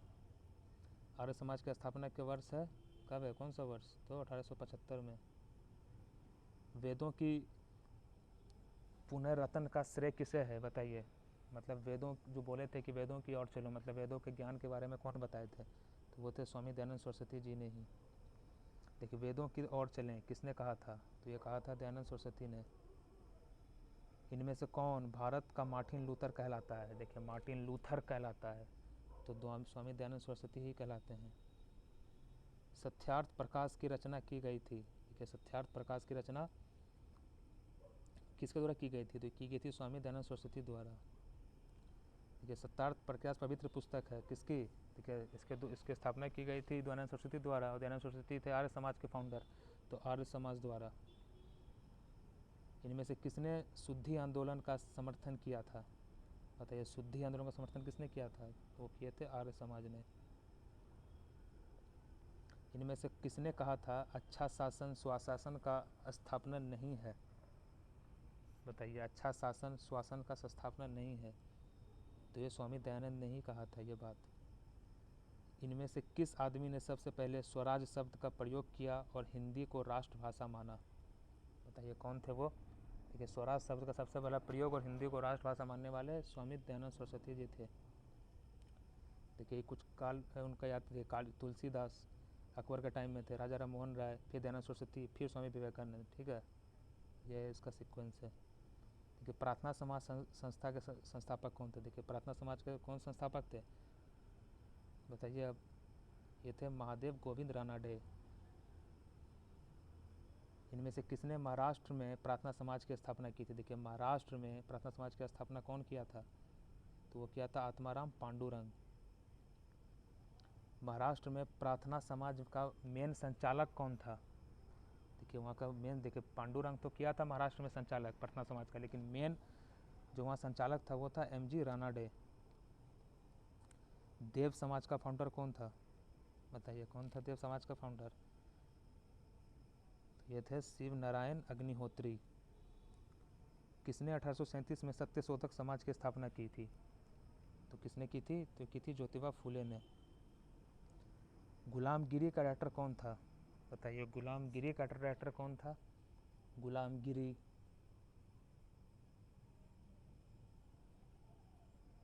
तो यह था ज्योतिबा फूले।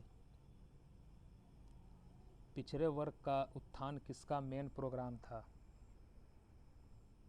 तो बताइए, तो ये सत्यशोधक समाज का था ये उत्थान। राधा स्वामी सत्संग के फाउंडर कौन थे? तो कौन थे? वो थे शिव दयाल साहेब। महाराष्ट्र के किस समाज सुधारक को लोहिकवादी कहा जाता था? बताइए कौन सा महाराष्ट्र का समाज सुधारक था जिसको लोहिकवादी कहा जाता था? और ऐसे भी भारत का भी लोहितवादी बोलते हैं। तो वो थे गोपाल हरि देशमुख। 19वीं सेंचुरी के महानतम पारसी समाज सुधारक थे। कौन थे? इसका जवाब हमें कमेंट सेक्शन में बताइएगा। ये लास्ट क्वेश्चन है हमारा आज के पार्ट का। तो ये रहा हमारा आज की एक वीडियो की लास्ट क्वेश्चन था। आपको कैसा लगा सेशन हमें कमेंट सेक्शन में ज़रूर बताइएगा।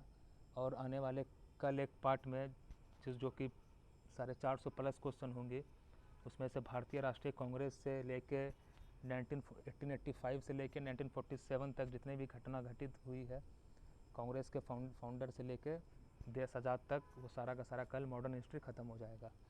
तो चलिए, जय हिंद, धन्यवाद।